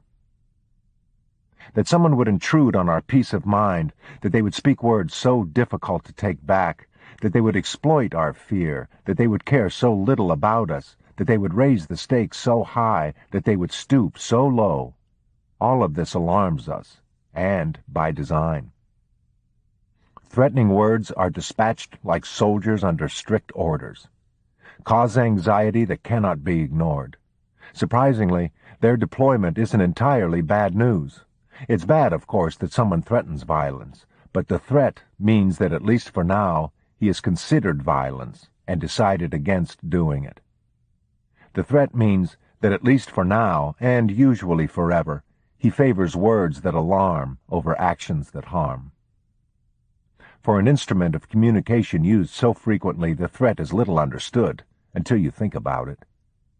The parent who threatens punishment, the lawyer who threatens unspecified further action, the head of state who threatens war, the ex-husband who threatens murder, the child who threatens to make a scene, all are using words with the exact same intent, to cause uncertainty. Our social world relies on our investing some threats with credibility while discounting others. Our belief that they will really tow the car if we leave it here encourages us to look for a parking space unencumbered by that particular threat. The disbelief that our joking spouse will really kill us if we're late to dinner allows us to stay in the marriage. Threats, you see, are not the issue. Context is the issue. For example, as you watch 2 people argue, an escalation of hostility that would otherwise cause alarm causes none if it's happening between actors on stage at the theater. Conversely, behavior that is normally not threatening, such as a man walking up some stairs, becomes alarming when it's an uninvited audience member marching up onto that same stage. It is context that gives meaning to the few steps he takes. A single word between intimates, perhaps meaningless to others, might carry a strong message of love or threat, depending on context. Context is the necessary link that gives meaning to everything we observe. Imagine a man arriving for work one morning. He doesn't go in the unlocked front door where most people enter the building, but instead goes around to a back entrance. When he sees someone ahead of him use a key to get in, he runs up and catches the door before it relocks. Once he's inside the building, he barely responds as a coworker calls out, "The boss wants to see you." "Yeah, I want to see him too," the man says quietly. He's carrying a gym bag, but it appears too heavy to contain just clothes. Before going to his boss's office, he stops in the locker room, reaches into the bag, and pulls out a pistol. He takes a second handgun from the bag and conceals both of them beneath his coat. Now, he looks for his boss. If we stopped right here, and you had to predict this man's likely behavior on the basis of what you know, context would tell the tale. Because to know just one thing changes every other thing. This man is a police detective. If he were a postal worker, your prediction would be different. Though knowing context is the key to predicting which threats will be acted upon, people are often reluctant to put it ahead of content. Even some experts believe that threat assessments are aided by identifying and considering so-called key words. The assumption is that these words are significant by their presence alone, but the practice is rarely enlightening. As a person creates a communication, his selection of words is part of that creation, but they're instruments, not the final product. Look at this list of words: skin, rip, peel, warning, blood, kill, mutilated, bomb. A keyword enthusiast would enjoy plenty of alarm from a single paragraph containing kill, blood, and bomb, but you decide if the final product merits concern. The whole car trip I was cold right down to my skin. The wind would rip along so hard I thought it would peel the roof off. And here's a warning: don't ever travel with relatives. Blood may be thicker than water, but trying to kill time listening to Uncle Harry's mutilated jokes bomb was just too much. Conversely, look at this list of words and the context in which they appear: tidy, pretty, flowers, beautiful, welcome. Tidy up your affairs and buy some pretty flowers, because God has ordered me to take you to His beautiful place, where He is anxious to welcome you. Here is a letter I once assessed for a client. As I walked with you yesterday, the sheer grace of your body thrilled me. Your beauty gives me a starting point for appreciating all other beauty, in a flower or a stream. I sometimes cannot tell where you let off and the beauty of nature begins, and all I want is to feel your body and share my love with you. It is context that makes the prose in this letter so alarming. It was written by a 50-year-old man to a 10-year-old daughter of a neighbor. The man moved soon after we interviewed him. He's now in prison for a predictable offense, repeatedly propositioning an underage girl to have sex with him. The phone message, "Hi, honey, it's me," might, all by itself, communicate a terrible threat, if it's the voice of an ex-husband whom a woman has tried to avoid by fleeing to another state and changing her name. As I said, context is much more important to predictions than content, and this truth relates to safety in some significant ways. For example, as I write this, I am in Fiji, where from time to time a person is killed by something most of us don't consider dangerous: a coconut. Given that the trees are often very tall and the coconuts very large, if one falls on you, the impact is comparable to having a bowling ball dropped on your head from the roof of a 5-story building. Are there ways to see the coconut hazard coming? Absolutely. There are many. But to detect them would involve evaluating all the factors that influence a coconut's readiness to fall. I might have to climb the tree, test the stem strength, consider such things as the moistness and density of the fiber, the weight of the coconut, etc. I could measure the wind velocity and the rate at which similarly ripened coconuts have recently fallen from nearby trees. Ultimately, however, there's just one practical pre-incident indicator. It's the sound of a coconut falling through dried bark or leaves. Most of the time this warning comes much too late to exploit. In other words, it could be the last sound one hears. So is there a way to avoid this lethal outcome? Yes, there is. But I needn't sit at the base of a tree contemplating the question as a coconut rushes downward toward my skull. Since the outcome only happens in the very limited context of being under a coconut tree, I can avoid the hazard altogether, simply by sitting elsewhere. Similarly, we can avoid risks that are inherently present in certain situations. We need not walk defiantly through the territory of a violent gang, or wear our Rolex on a trip to Rio, or stay in a violent relationship. Context can be a useful predictor of hazard all by itself. Context can also be a reliable guarantor of safety. Teaching a criminal justice class at George Washington University, I asked 5 of the students to think up the most frightening, convincing death threats they could and then deliver them to me. I would assess and then accurately determine the seriousness of each one. The first student I called on stood up and said matter-of-factly, "It's ironic that you would have this exercise tonight, and I can't believe you chose me to go first, because I actually have been planning to kill you. When I saw on the schedule that you were teaching tonight, I took my brother's pistol. I have it here in my briefcase." He held up the case and tilted it from side to side so we could hear that it did indeed contain something heavy. "I first planned to shoot you as you walked to your car, but I've decided to do it here in the classroom. Given the topic of the class and the fact that you are an expert on threats, this shooting will intrigue people and bring me attention for a long while." He looked around at the other students, some of whom were a bit uncomfortable. "If anyone wants to avoid seeing this, you should leave right now." As he reached slowly into his briefcase, I called out, "Next threat," and he sat down. I had told the class I'd be able to predict the seriousness and outcome of each threat with perfect reliability, and I did. That's because it made no difference what they said or how they said it, since I had asked the students to threaten me.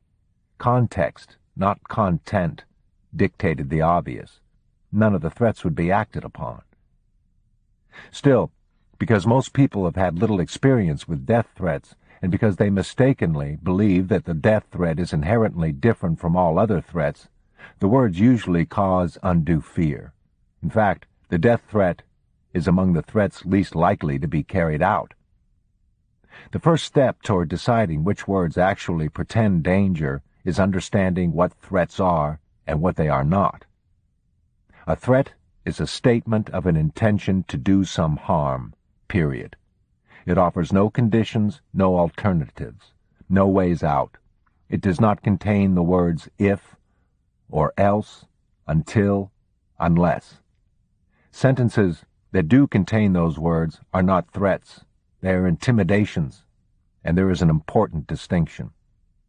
Intimidations are statements of conditions to be met in order to avert a harm. For example, "I will burn this building down if I don't get the promotion," is an intimidation, not a threat, because a condition is offered to avert the harm. With intimidations, the motive is always right in the statement, and the outcome the speaker desires is clear. "Unless you apologize, I'll kill you." The speaker wants an apology. "If you fire me, you'll be sorry." The speaker wants to keep his job. These statements differ importantly from threats because they're brought into play as high-stakes manipulations. The speaker wants his conditions met. He doesn't want to inflict the harm. With threats, conversely, no conditions are offered, usually because the speaker sees few alternatives.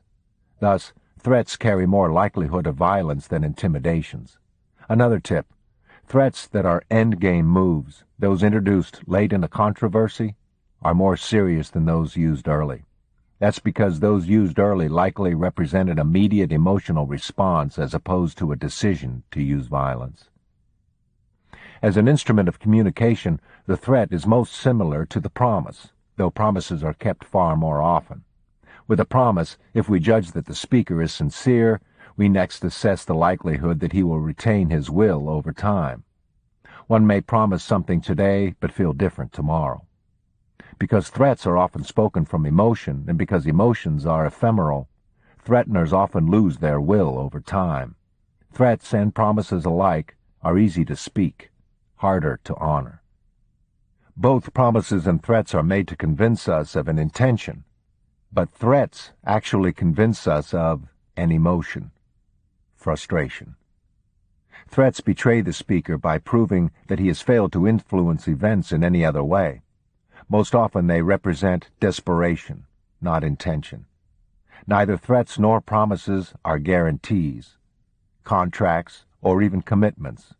They are just words. Guarantees offer to set things right if the promise isn't kept. With contracts, there is some cost for breaches of the promise. People making commitments have a personal cost if they fail to keep them. But those who threaten have found the cheapest form of promise, and also the one that others actually hope they'll break. Though you wouldn't know it by the reaction they frequently earn, threats are rarely spoken from a position of power. Whatever power they have is derived from the fear instilled in the victim, for fear is the currency of the threatener. He gains advantage through your uncertainty, but once the words are spoken, he must retreat or advance, and, like all people, he hopes to retain dignity through either course. How one responds to a threat determines whether it will be a valuable instrument or mere words. Thus, it's the listener and not the speaker who decides how powerful a threat will be. If the listener turns pale, starts shaking, and begs for forgiveness, he's turned the threat or intimidation into gold. Conversely, if he seems unaffected, it is tin. Even in cases in which threats are determined to be serious and thus call for interventions or extensive precautions, we advise clients never to show the threatener a high appraisal of his words, never to show fear. These days, bomb threats are a tactic popular with angry people. It's amazing how much fear can be caused by a single phone call. It might compel an organization to evacuate a building, close for the day, or enact restrictive security procedures. But to believe the caller who says, "I've planted a bomb and it's going off in 3 hours," you have to believe that the person went to the extraordinary trouble and risk of obtaining the bomb components, then found a location where he could be sure nobody would ever see what he was doing, then assembled the bomb, then took the chance of losing his liberty and life while placing the device, and then undid it all by making the warning call. What might be his motives for calling and telling you what he'd done? Does he make the call as a warning to help save lives? Wouldn't it be easier to save lives by planting a bomb in a place where there wouldn't be any people, or just not planting it at all? Let's go one level deeper. Imagine a person built and planted a bomb, but then changed his mind and called in a threat to be sure nobody was hurt. Wouldn't this unlikely, on-again, off-again sociopath give you highly specific information, such as exactly where it was planted? Another possible motive for a real bomber to call in a threat is to ensure that he gets credit for the explosion, because after it happens, several people or groups might say they did it. Only the person who called before the explosion is guaranteed the credit. Think about this, though. If a bomber is so egomaniacal that he wants to ensure he gets the attention for his mayhem, is he really going to self-sabotage by giving police time to find and defuse his pride and joy? We give so much credence to the words, "I've planted a bomb," that I often wondered if we'd react as gullibly to other unbelievable claims. If some anonymous caller said, "Listen, I buried $1 million cash in the planter in front of the building," would everybody from the CEO to the receptionist rush out and start digging through the dirt? What about when the caller contradicts himself? First he says he planted a bomb in the lobby. Then he calls 10 minutes later and says he didn't plant a bomb in the lobby after all. Do we stop the search and just let everybody go back to work? What about when the same bomb threat we evacuated the building for on Monday comes again on Tuesday and again on Wednesday? At what point do we stop treating anonymous threateners as if they were the most credible people we'd ever heard from, when in fact nearly 100% of these calls are bogus? The answer is, at the point where we have greater confidence in our predictions. We get that confidence by understanding as much as possible about threats. For example, if the bomb threatener is angry and hostile, the call is probably designed to do what most threats are designed to do, cause fear and anxiety. A caller who wants to discharge anger over the phone by using violent imagery, "You'll all be blown to bits," or who is agitated and aggressive, is not behaving like a real bomber. Most real bombers are patient, "I'll get you in time" type people who can mortgage their emotions for another day. They express anger by blowing things up, not by making hostile calls. Ironically, bombers do not have explosive personalities. Because bomb threats raise so many liability questions for employers, e.g., should we evacuate? Should we tell employees about threats so they can make their own decisions? How should threats be assessed? Who should be notified? Our office assists organizations in establishing bomb threat response policies. Most of the big questions can be answered ahead of time, so one isn't searching for a light switch in the dark.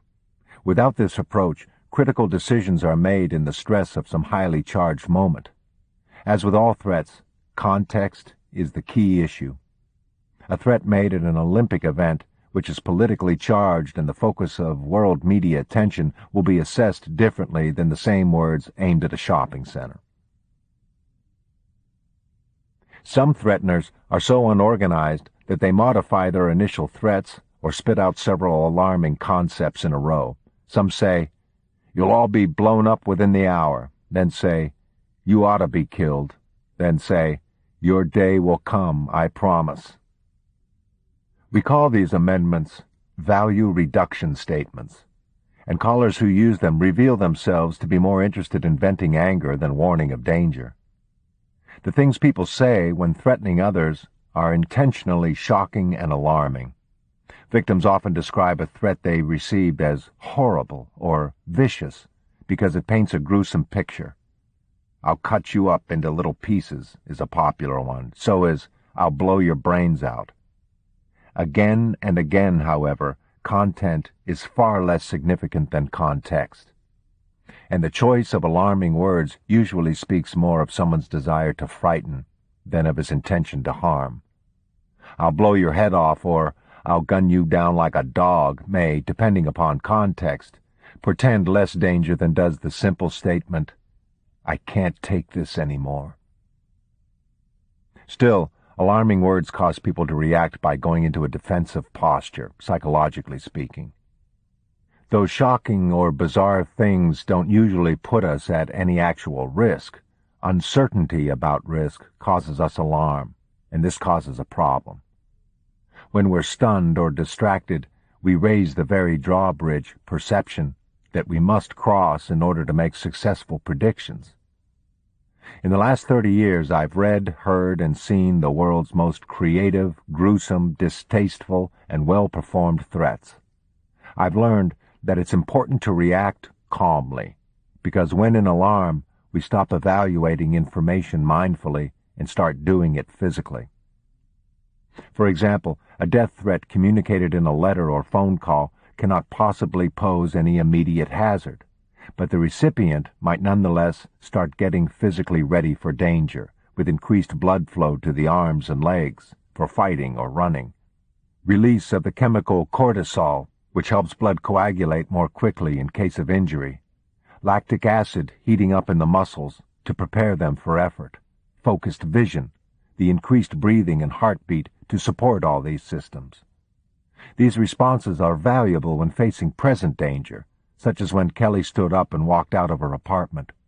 But for evaluating future hazard, staying calm produces better results. A way to do this is to consciously ask and answer the question, "Am I in immediate danger?" Your body wants you to get this question out of the way, and once you do, you'll be free to keep perceiving what's going on. The great enemy of perception, and thus of accurate predictions, is judgment. People often learn just enough about something to judge it as belonging in this or that category. They observe bizarre conduct and say, "This guy's just crazy." Judgments are the automatic pigeonholing of a person or situation simply because some characteristic is familiar to the observer.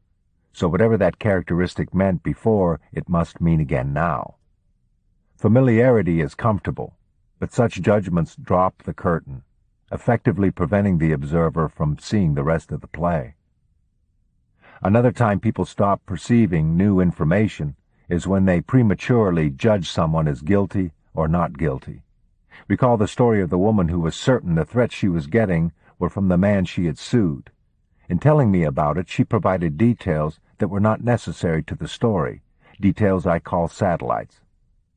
I could hear them for what they were, valuable information, but she couldn't hear them because she'd already settled on one particular suspect, thus shutting down perception. The opposite can also happen, as in cases in which people exclude one particular suspect. Find the satellite in Sally's story. Someone is terrorizing me, and I've got to find out who it is. A few weeks ago, a car drove up the hill to my house, and the driver just stared at the front door. I flipped the porch light on and off, and he left. It happened again the next day. Then the calls started. A man's voice said, "You should move. It's not safe there for a woman alone. You don't belong there." I'm so lucky I met Richard Barnes a few days later. He's the guy I'm selling the house to. And you know what? My house really is too remote for a woman alone. What is the satellite? The unneeded detail. The name of the man she is selling to. Tell me about Richard Barnes. Oh, he's got nothing to do with this. He's just the guy who's buying the house, and what a godsend he is. One day, I was getting my mail, and he was jogging by, and we started talking. He mentioned how much he loved the bay windows at my house, and one thing led to another. He made an offer the next afternoon. What about the anonymous calls scared you? I was worried whoever it was might want to hurt me, of course. But the caller said you should move. Your moving wouldn't serve someone who intended to hurt you. Who would be served by your moving? Nobody. A pause. Someone who wanted to buy my house? You know where this is going. Further discussion revealed that Richard Barnes lived in a suburb more than an hour away, so why was he jogging in Sally's neighborhood? He knew details about her house, the bay windows, that a person could gain only by driving up the long driveway. Sally had made a judgment that excluded him as a suspect, and accordingly she left him out of her thinking.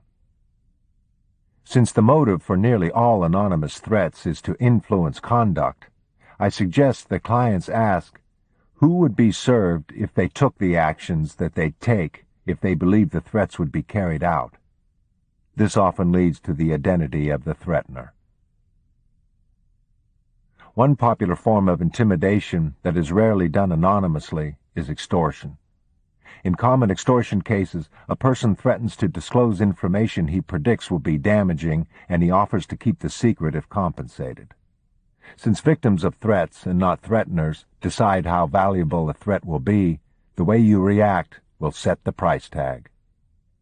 The proverbial extortion threat is actually an intimidation, because it contains the words if, or else, unless, or until. If you don't give me $10,000, I'll tell your wife you're having an affair. Best response? Hold on a moment. Let me get my wife on the line, and you can tell her right now. With that reaction, the threat is turned from gold to tin. If you can convince an extortionist that the harm he threatens does not worry you, you have at a minimum improved your negotiating position. In many cases, you may actually neutralize the whole matter. Conversely, reacting with pleading and compliance increases the extortionist's appraisal of his threat. A threatened harm can be so intolerable to the victim that paying for silence seems worthwhile. Often this paves the way to hear that threat another day, for the person who successfully extorts money once may come back to the reluctant bank. Some people, of course, choose to pay extortionists, though I rarely recommend it.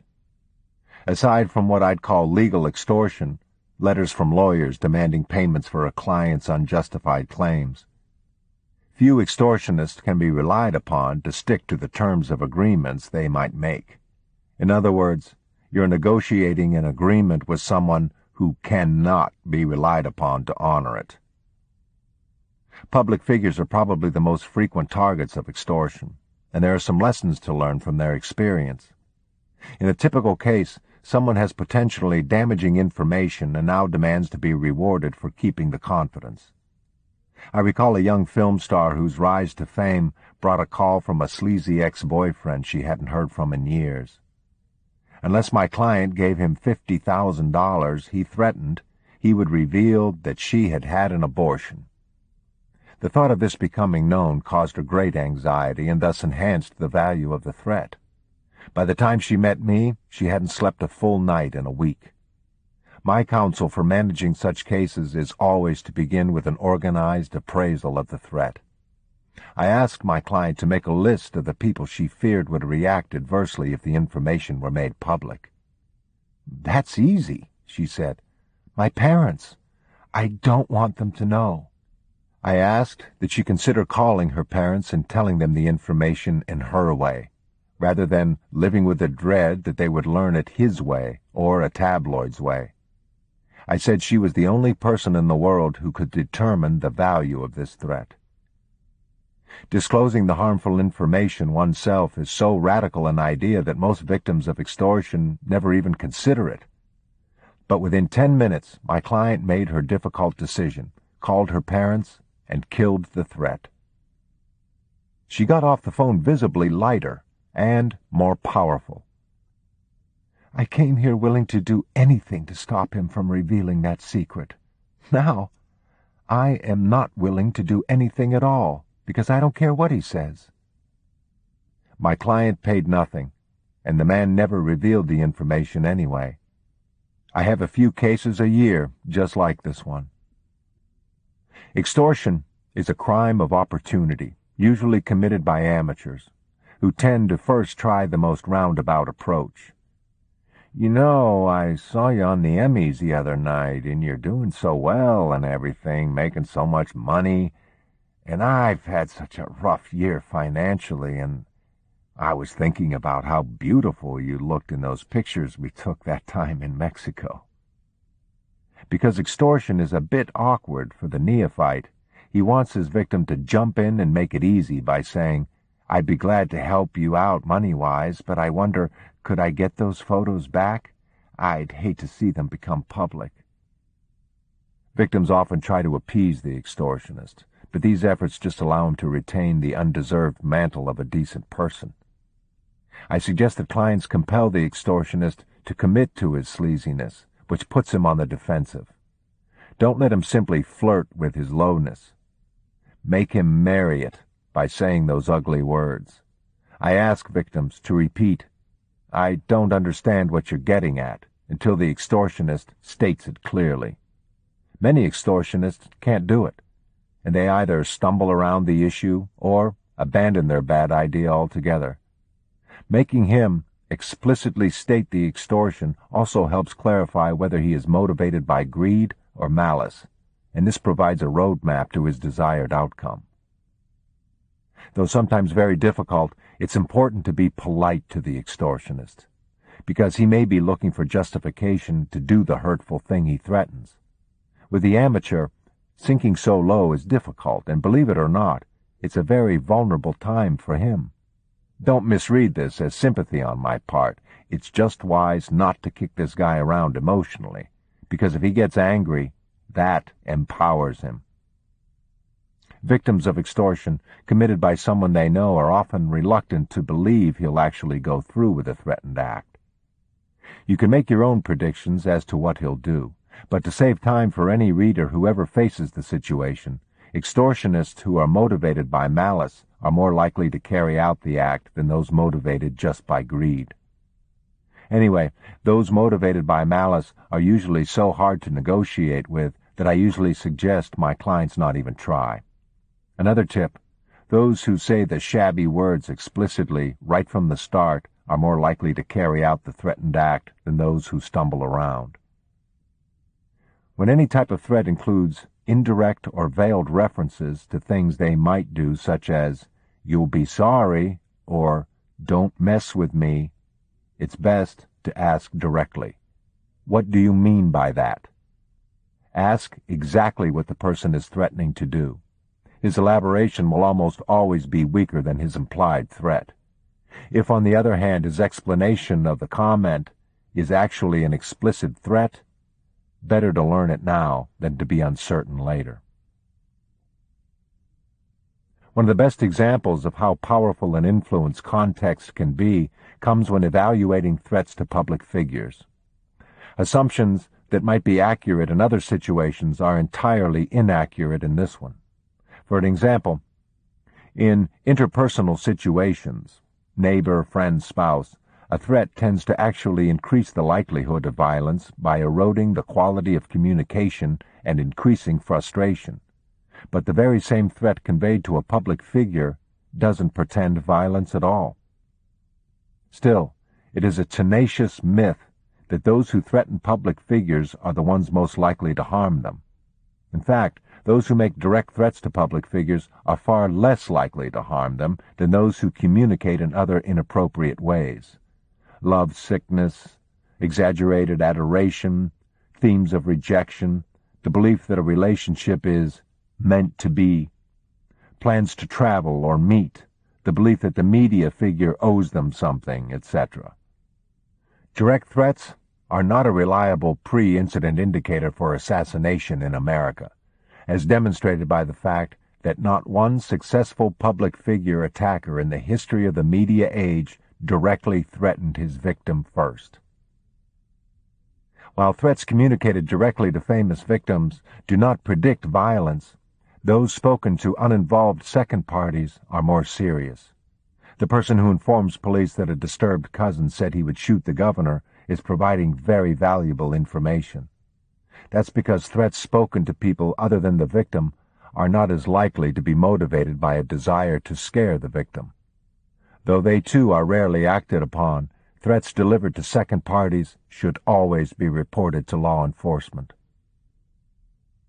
The myth that those who will harm a famous person will directly threaten their victims first has led many to wrongly conclude that inappropriate communications that don't contain threats are not significant. The opposite is actually true. Public figures who ignore inappropriate letters simply because they don't contain threats will be missing the very communications most relevant to safety. This idea that the presence of a threat lowers risk and the absence of a threat elevates risk is hard for people to grasp, perhaps because it feels counterintuitive. But it's true, and it's not the only fact about threats to public figures that surprises people. For example, though anonymous death threats cause high concern, they actually portend less danger than accredited threats. People who send threats anonymously are far less likely to pursue an encounter than those who sign their names. There are some compelling reasons why this is so. The threatener who provides his true name is not trying to avoid attention and is probably seeking it. Thus, he's most similar to assassins, most of whom stand at the scene of their crimes and say, "I did this." Still, police have historically been intrigued by anonymous death threats and apathetic about accredited ones. Since police are usually faced with the challenge of apprehending suspects who seek to avoid detection, when they encounter one who self-identifies, a common response is, "This guy would never do anything, he signed his name right here." The thinking is that if the sender were to carry out the threatened act, apprehension would be easy. This approach fails to recognize that actual public figure attackers have rarely sought to avoid apprehension. The police misunderstanding about anonymous threats stems from how different the assassin is from almost all other criminals. Who else would actually design his offense to ensure that he gets caught? Who else would hope his act would be videotaped? To the modern media criminal, most notably the assassin, that's the description of the perfect crime, and a few people will dedicate their lives to committing it. You aren't likely to ever face an assassin, of course, but you are likely to encounter people just as dedicated. People who refuse to let go. Context of White Supremacy.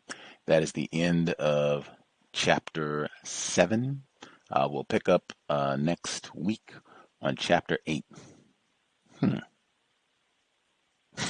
Looking at the title for next week. Interesting. Chapter 8 next week. Anywho, if you have comments, questions, thoughts on Al Sharpton, the number to dial 605-313-5164, the code 564-943#. Press star 61 if you would like to participate. Certainly if we have any folks, if you did not get to share at all after the first audio segment and you have a question, thought you would like to share, something stood out, you didn't understand something, definitely get a hand up. Do not wait until the last minute. We'll make sure we get you in. But folks who dialed in, who have a hand up, Mr. Dermot Bohr, retired firefighter, you should be with us. I will nab other hands as I see them. Folks who dialed in, did you all have comments, questions, thoughts?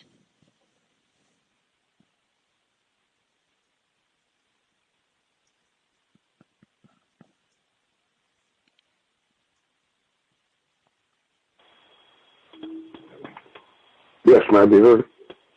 Yes, sir, Mr. Dermot Bohr. Okay. You know, I'm trying to sum all this up. Like you said before, a lot of this is is good information. While I was listening to the book, when he was talking about warnings, you know, if they're gonna pull it off, you know, they won't say certain things. I was threatened, you know, a couple times actually, at 2 separate occasions. And one guy, it was kind of secondhand, you know, that's what he said was probably more dangerous. You know, the guy said that he would come to work locked and loaded. He'd take me out first. And he told that to someone else, and the guy told the authorities, and they apprehended him on the job. But it turned out, I guess he was angry about something or whatever, you know. But they cleared the whole thing up. But you have to be careful. You don't know whether these threats are real or not. Another one. A guy said, was this the first one a black person? Yeah. Oh, okay. Yeah, the first, he was a black person. Both of them was black. And the other guy told me he was going to jump on me. He was going to beat me up in the parking lot after work. You know, so I was thinking, well, you're going to beat somebody down. What you going to wait till after work for, you know? And that's between us now, but there, let's go for it, man, you know. So I didn't think much of it, but I thought about it a little later, and I went to a second person. I told him, I know he likes to talk a lot, and I said, you know, a guy just threatened me on a federal installation, and I'm going to contact the authorities. They'll probably have him picked up by the end of the shift. And which I didn't do anything. I just put that out there. And the guy who made the threat was more worried about what he had said till after work. I was out there waiting on him, and I never saw him. So a lot of these things that he's mentioned in the book concerning that, you know, I know to be, you know, accurate in a way, but I wouldn't bet anything on this type of stuff. You know what I'm saying? If a guy says he's going to kill you and cut you up in a little bit of pieces, you're going to say because he didn't say it the right way, or he wouldn't tell me he's going to do it if he didn't do it, so I'm not going to do anything about it. I don't think that's the way to handle that. But he did make some pretty good points. If, you know, people call up, you're going to blow up a building, and then you call up and tell them that there's a bomb in the building. Now, a lot of times, you get that a lot in federal buildings in the D.C. area. And most of the time, they're hosts, and there may be some type of device, that. But think about it. How many of those before you say, "Oh man, it's just another drill," and you don't do anything, and then that's the real deal. Because, like I said before, when there was a shooter at the Navy Yard one year, I don't remember what year, but I was still working during then, and I had went to the very place where he was up there shooting. And it just wasn't my day for a pickup that day. And I keep thinking about that. It's like, you never know, man.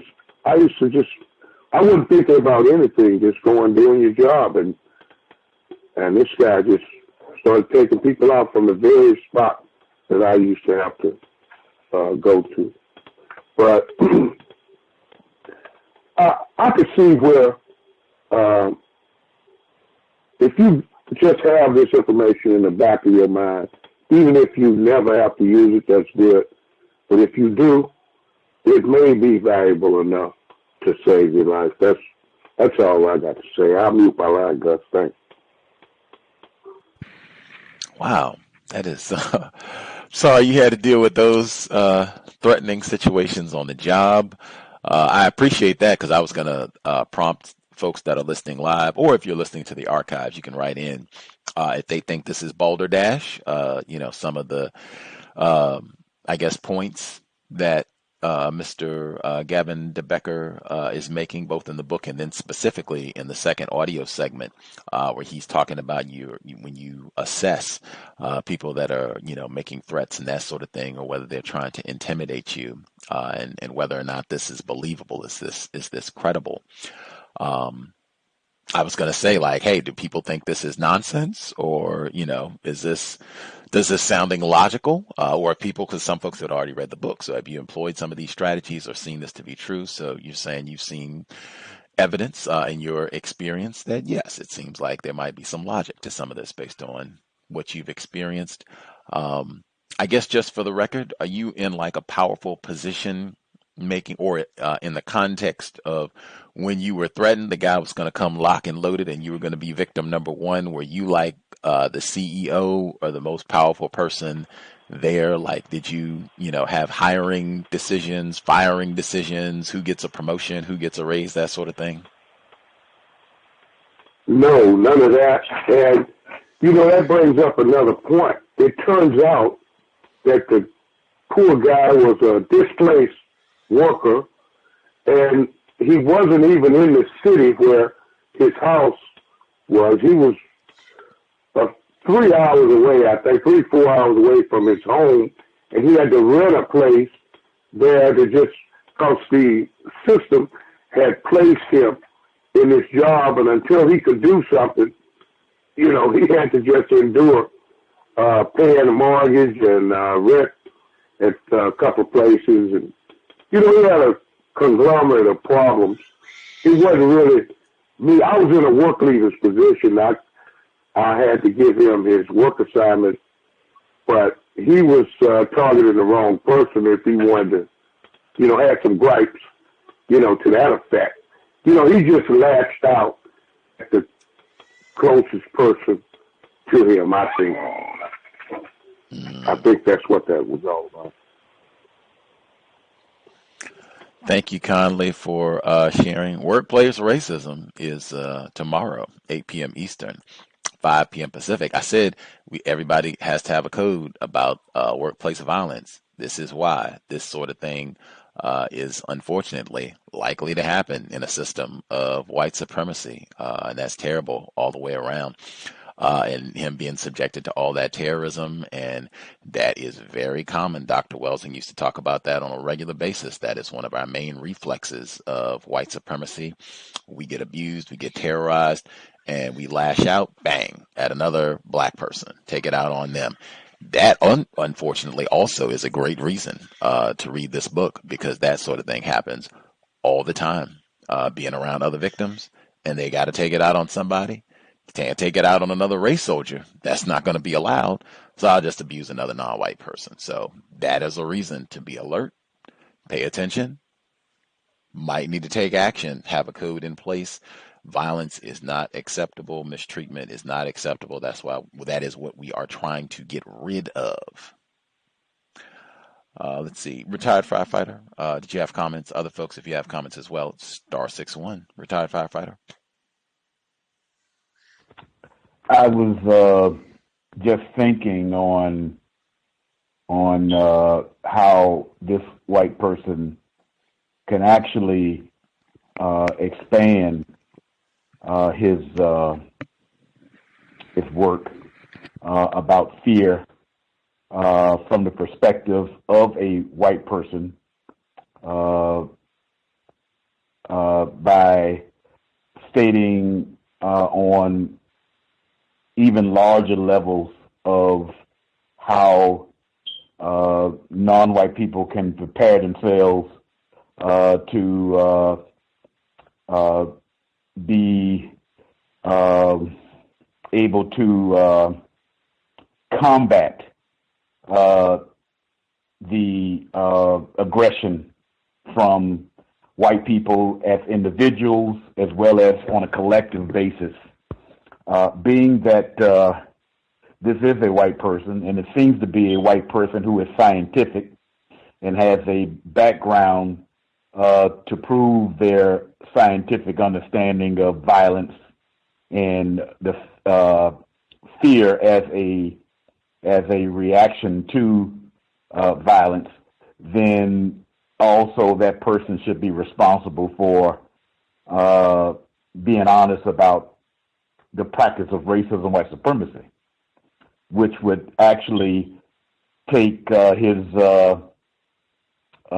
presence in a different level. Perhaps he would not be on the Oprah Winfrey show with his book. It may not allow him to make it that far, as far as that concerned. White people who break the white code specifically by speaking out against the system of racist white supremacy in that way may get harmed by other white people. And he should not be shy about putting his life at risk.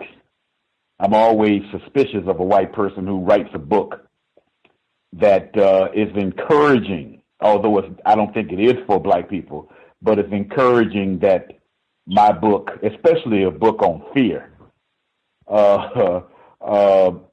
encouraging black people to read. Well, okay, well, what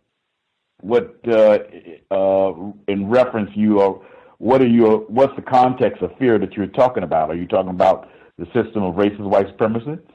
As well as with how white people behave and what to look out for, and actually due to the reaction that black people have, sometimes we react violently with each other, and you're going to write a book on that. Basically what I think he should have actually done. Otherwise, it's just another, in my opinion, white person who is suspect to be a racist by not giving us the a full and honest approach to the word fear and what that derives. Thank you. Much obliged, retired firefighter.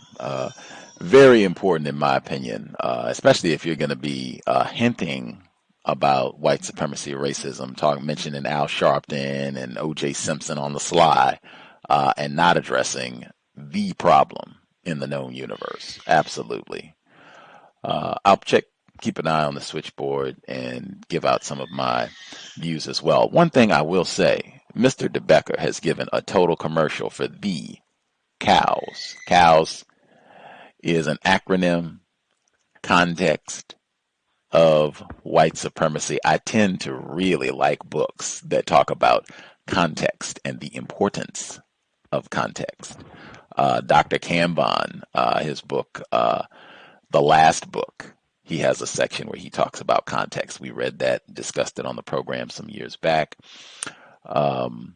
One of the books that we covered, or we didn't read, it's in Amusing Ourselves to Death. Neil Postman. We read Stupid Talk, Crazy Talk, but he has another book, several other books, but Amusing Ourselves to Death, he has a whole section on context, influence, the name of this program. There are several other texts that talk about the significance of context. Now I have another that I can add. He writes, our social world relies on our investing some threats with credibility while discounting others. Our belief that they really will tow the car if we leave it here encourages us to look for a parking space unencumbered by that particular threat. The disbelief that our joking spouse will really kill us if we are late to our dinner allows us to stay in the marriage. Threats, you see, are not the issue. Context is the issue. Skipping to the next page. A single word between intimates, perhaps meaningless to others, might carry a strong message of love or threat depending on context. Context is the necessary link that gives meaning to everything we observe. What a great sentence.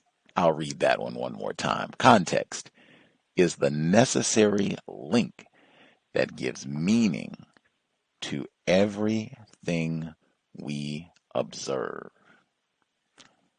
That right there is a great reason, a phenomenal illustration. Just that sentence alone, if you understand the logic of what he's saying, why this program is titled The Context of White Supremacy.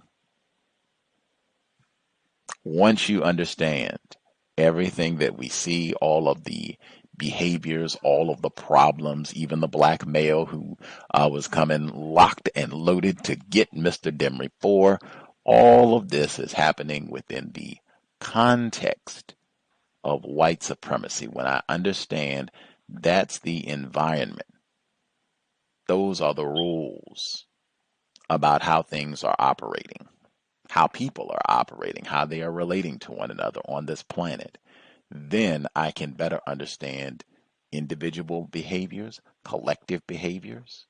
Lots of things begin to make sense. When you do not have context, it can be very difficult to evaluate behaviors correctly, threats correctly. It is a very confusing position when you do not have context. Whew. Next, and he talked about context so much in this section.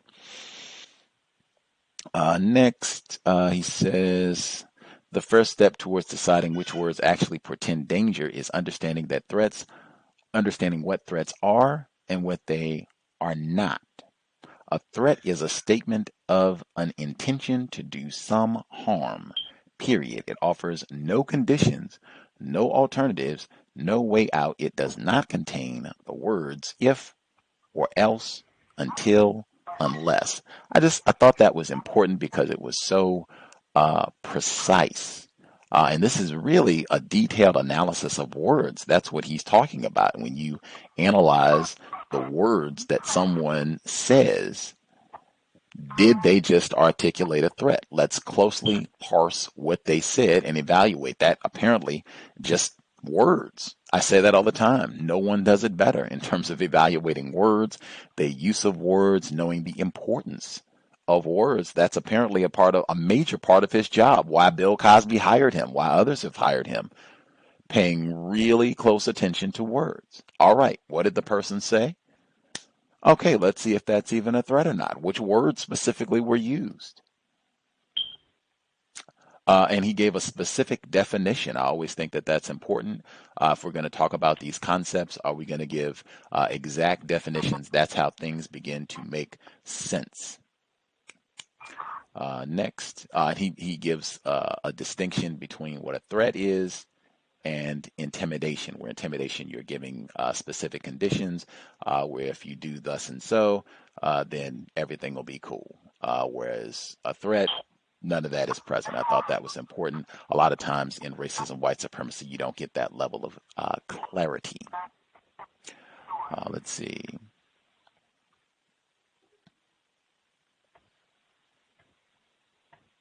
I thought at least it seemed logical, like the portion where he said that many of the times when people call in bomb threats and these types of things, that it's false. I think he said he had a client who someone called her and said that they were going to release information about she had an abortion some years ago and she was, afraid that her parents would find out. And so he said, just tell your parents. And so she did that and then said, forget it. I don't care. He can do whatever he's going to do. And he said that the person, whoever had phoned this threat and allegedly that that was the last that they ever heard of it. He didn't follow through, and that was that. And he says he gets quite a few of these cases on a regular basis, allegedly. That seemed logical. The bomb threat as well, I think that happens on a pretty regular basis where people make false bomb calls. I think that's much more frequent than the actual bombings, even though it was kind of odd hearing this being reported. This is a pre 9/11 publication, so that was a little odd in hearing some of those statistics. Anyway, that seemed logical. That's why I said I was hoping if there are any folks that are listening in live or archive, if you think some of the logic of what's being presented, if you think that doesn't make sense, or is contrary to your experiences in the system of white supremacy, well then, definitely report. I am, or I guess I'll say it's surprising that the folks who suggested this book did not mention that he has specific portions that talk about context that definitely would have weighted the scale for me to say, oh yeah, we definitely need to read this book to hear what he has to say about context. It seemed logical what he said about people in terms of why you have so many false bomb threats. If you're going to do this, you would not want to run the risk of them finding it if you call and call it in, them being able to find and diffuse your project, that you want to take credit for this sort of thing. That seemed to make sense. What he gave about that.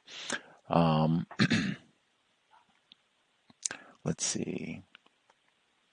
Him saying context is more important than content. I thought that was important as well. And just talking about, again, the environment in which things are said, words are said, that matters so much. I thought that was important, and I thought that was an especially important, anecdote. I don't know if this is real or made up. Again, he doesn't have any footnotes in the book. We had a listener who pointed that out last week, I think. But the portion about the woman who was getting the threats at her residence, someone was calling and saying, oh, it's not safe for a woman to, live way out here and something bad could happen to you. And so she got nervous. And then this guy is running by her residence. Oh, I love the windows. They're just beautiful. And so they start talking. And then within 24 hours, bang, he offers to buy her house.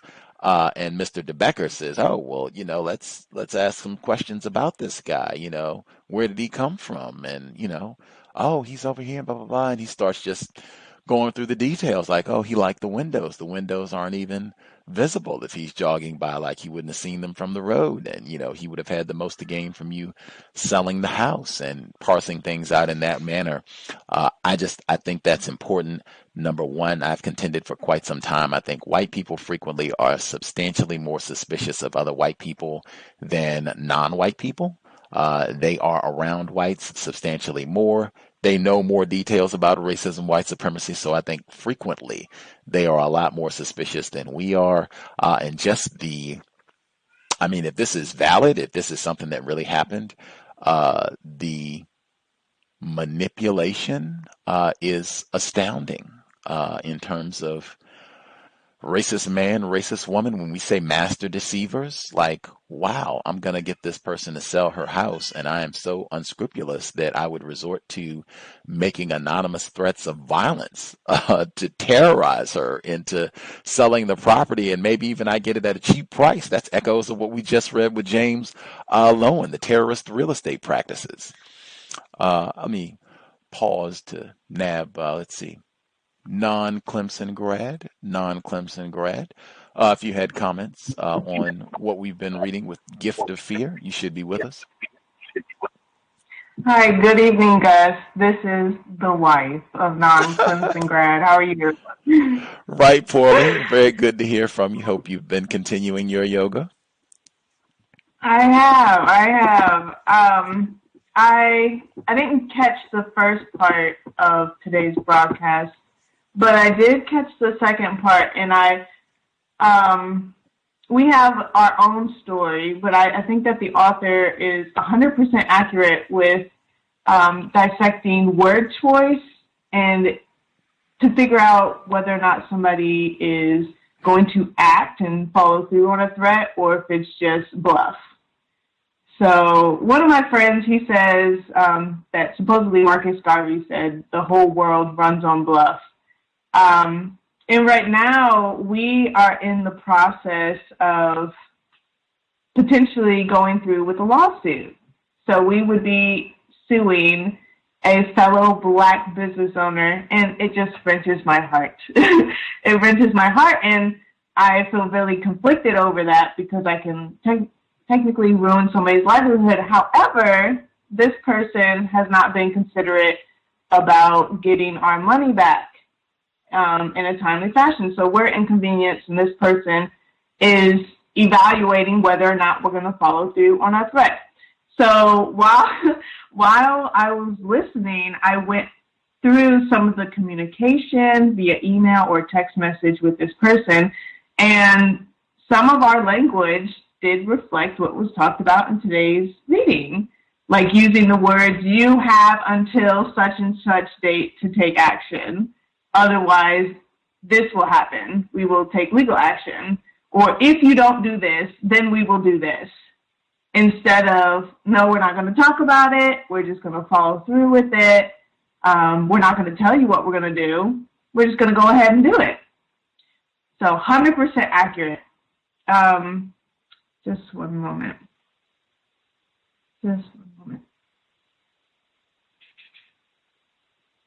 Yes, and this person, we did like an 8-month investment. We invested money into a business, and it's going on 13 months. 13 months now. And he's trying to buy time, and he's trying to figure out whether or not we're going to follow through with it. And like I said, I was going through some of the language that we sent to him. And I think for those of you who are listening to the playback or those of you who are on the call right now, definitely re-listen to this broadcast and figure out if you're using those types of words in your language. Because if we're not willing to follow through with our threat, then we're just trying to manipulate the situation to get this person to do what we want. And we are in a position of power if we're using that language, like, if you don't do this, then we'll do this, or you have until this so you can get your time. And you're not acting from a position of power. This person had threatened me, and I completely turned his threat from gold into 10, like the author said, and I was just like, I don't care. I just don't care. You can go ahead and do whatever you want. And he was not able to threaten me in that way anymore. So I found what was discussed in terms of language to be very constructive and very powerful. And I guess my husband and I, we need to make a decision if we're just going to if we're going to act from a position without power, or if we're just going to follow through with this, despite us not wanting to go the legal route, the lawsuit and all that. So I will mute my line. Wow. Thank you so much for sharing. That is tough. That is, again, the context of white supremacy is responsible for conflicts like that. It certainly does not. I was going to add one of those tacky cliches. I will pause right there. The context of white supremacy is most to blame for those types of conflicts. That is really sad. Yeah, I think I said earlier in the program, though, as a result of the system of white supremacy, that is frequently the result. We lash out at, mistreat, harm other non-white people, other black people around us. We had 2 examples of that in the workplace today. Workplace racism isn't until tomorrow. But that is a big part of what the system produces, just that conflict, hostility, and mistreating, taking advantage of other victims of racism. And if we're supposed to be getting rid of racism, white supremacy, that means getting rid of mistreatment. That is interesting. I guess thinking of it in those terms, speaking from a position of power, so not using those conditional statements, the you have until and that sort of thing. And you said using that sort of language when you're feeling uncertain about whether you want to do this, as opposed to using more definitive language and being assertive and then following through with what you want to do.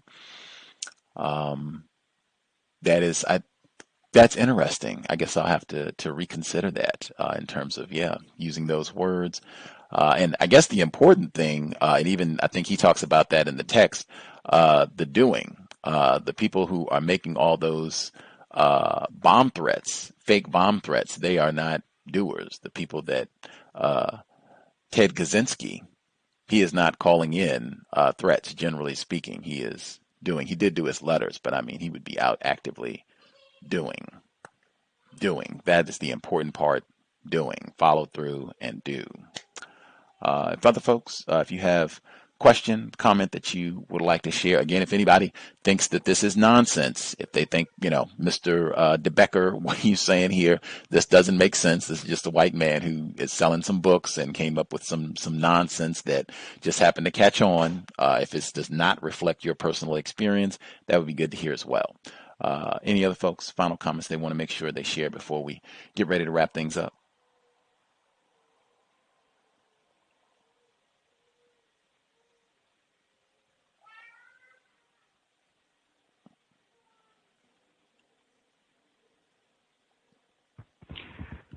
Can I be heard? Yes, sir. Retired firefighter. Yes, my issue with the author is the incompleteness. And I would figure with a person on his level of understanding things scientifically, his command of words, that he actually can basically write a book on the results of white supremacy, how it enacts violence, give us some of the symptoms as victims on a global level, as far as harming not only physically, but also, how one can, there's terror and fear into losing your property, having a roof over your head, having employment, and losing it. Just arbitrarily, you show up for work expecting to work, and you find out that you get called to the office and get fired. That sort of thing. He should be, if he's an honest person, he would have been much more complete on the subject. I think white people are responsible for that in that way. Otherwise, it's just another white person in a complex way practicing racism, white supremacy. Well said, retired firefighter. I do this sentence related directly. I think it was Miss C's point. Direct threats are not a reliable pre-incident indicator for assassination in America, as demonstrated by the fact that not one successful public figure attacker in the history of the media age directly threatened his victim first. Generally, I think Mr. Fuller's even talked about that. Real gangsters, real criminals with some muscle, they don't do a whole lot of, getting out here and talking. He'll give you one of those Godfather references. They don't do a whole lot of, but if you don't, and you got into it one time, oh, okay. That's it. we get to doing. It's not going to be a whole lot of talk. It's one time, and then you get to doing. Very important. And I would say in the system of racism, white supremacy, you can closely monitor the people that do a whole lot of talking, what they say. I think folks said that seemed to ring true to what they have noted in the system of white supremacy sometimes. I think they even say even about on the plantation, it is the quiet ones often who can be a big problem. With that, we will get to it next week. I was looking at chapter 8, the title of it. I paused. It made me lose my concentration for a moment. Persistence. That's what happens when you're angry at people. You make them part of your life. That's the quote for the beginning of chapter 8. Persistence is the title. And that quote is by Garrison Keillor, Keillor. I don't know who that author is, but homework. I'll see who that is for next week. Anywho, we will do workplace racism tomorrow, even though it sounded like we did workplace racism today. So much of the book was about workplace violence, and then we had people talking about workplace violence and unfortunately conflict with other victims of racism in the workplace, which we talk about all the time. That, again, people who are most to blame for that are all white. But workplace racism is tomorrow, 8 p.m. Eastern, 5 p.m. Pacific. As I said, we will go over codes for workplace violence because there's so much of that. It is mandatory. You got to have a code, workplace for sexual violence, sexual abuse. You got to have a code for workplace violence. You got to have a code also for minimizing conflict with other non-white people. These are just mandatory. There's some others as well, but these are things you got to have. We are dealing specifically with workplace violence tomorrow. There was an incident that I saw this week that prompted all of this, but that's tomorrow. We'll do our compensatory call on Saturday, 9 p.m. Eastern, 6 p.m. Pacific. Thanks again for everyone who participated. I hope the book study has been worthy of your time and energy as we move through Mr. De Becker's book. It is not too long, and we are making great progress. I will again suggest sobriety would be best under conditions of white terrorism. Let us preserve our brain computer. Oh, wait a minute. I did forget one important thought. He said in the book that people often have difficulty thinking that someone wants to commit violence against them. I do think that that's accurate. And I think in a system of racism, white supremacy, non-white people, black people have to be hyper aware that, oh yeah, violence, this entire system is predicated on violence being practiced against us. Really keeping that in mind on a regular basis, because I think really all of us, myself included, can have that. Even, if we study racism, white supremacy, or thinking about it, I think all of us can have times where we just don't think that violence, maybe even fatal violence, that someone is plotting, thinking about that right now. I just don't think that we grasp how common, how routine of an aspect of this system that is. I thought that was really important. And that, I guess, goes to retired firefighters' point, because that's what we're talking about. We're in a system of white supremacy. Yeah, there is widespread violence. Whites are violence against other whites all the time. Absolutely. But the violence in the world is the system of white supremacy. He's been stumbling over it all over the book. World War II, O.J. Simpson, Al Sharpton. He's stumbling over it all the way through. All of these folks are connected to the system of white supremacy and violence. Sometimes massive violence, World War II. Anyway, sobriety would be best. And when we are in a vehicle, buckle up every time. Let's do all that we can to minimize contact with race soldiers, badge or no. And if you're going to be driving, no cell phone. Let's do little things, just anything that we can do to keep them having a reason to stop and harass. No cell phone, buckle up every time. These are little things that can have a big impact. Creator, we ask that you help us remain patient with other black people, victims of white supremacy, we ask that you help us remain patient with ourselves. Remind us to demonstrate the highest levels of black self-respect at all times, in all places, each and every time we are in contact with another black person. Though we are patient, attempted counter-racists are not obligated to accept mistreatment from anyone, white, non-white, black person. We are supposed to be eliminating mistreatment of all forms as we establish justice. Cal signing out. Thanks all for tuning in.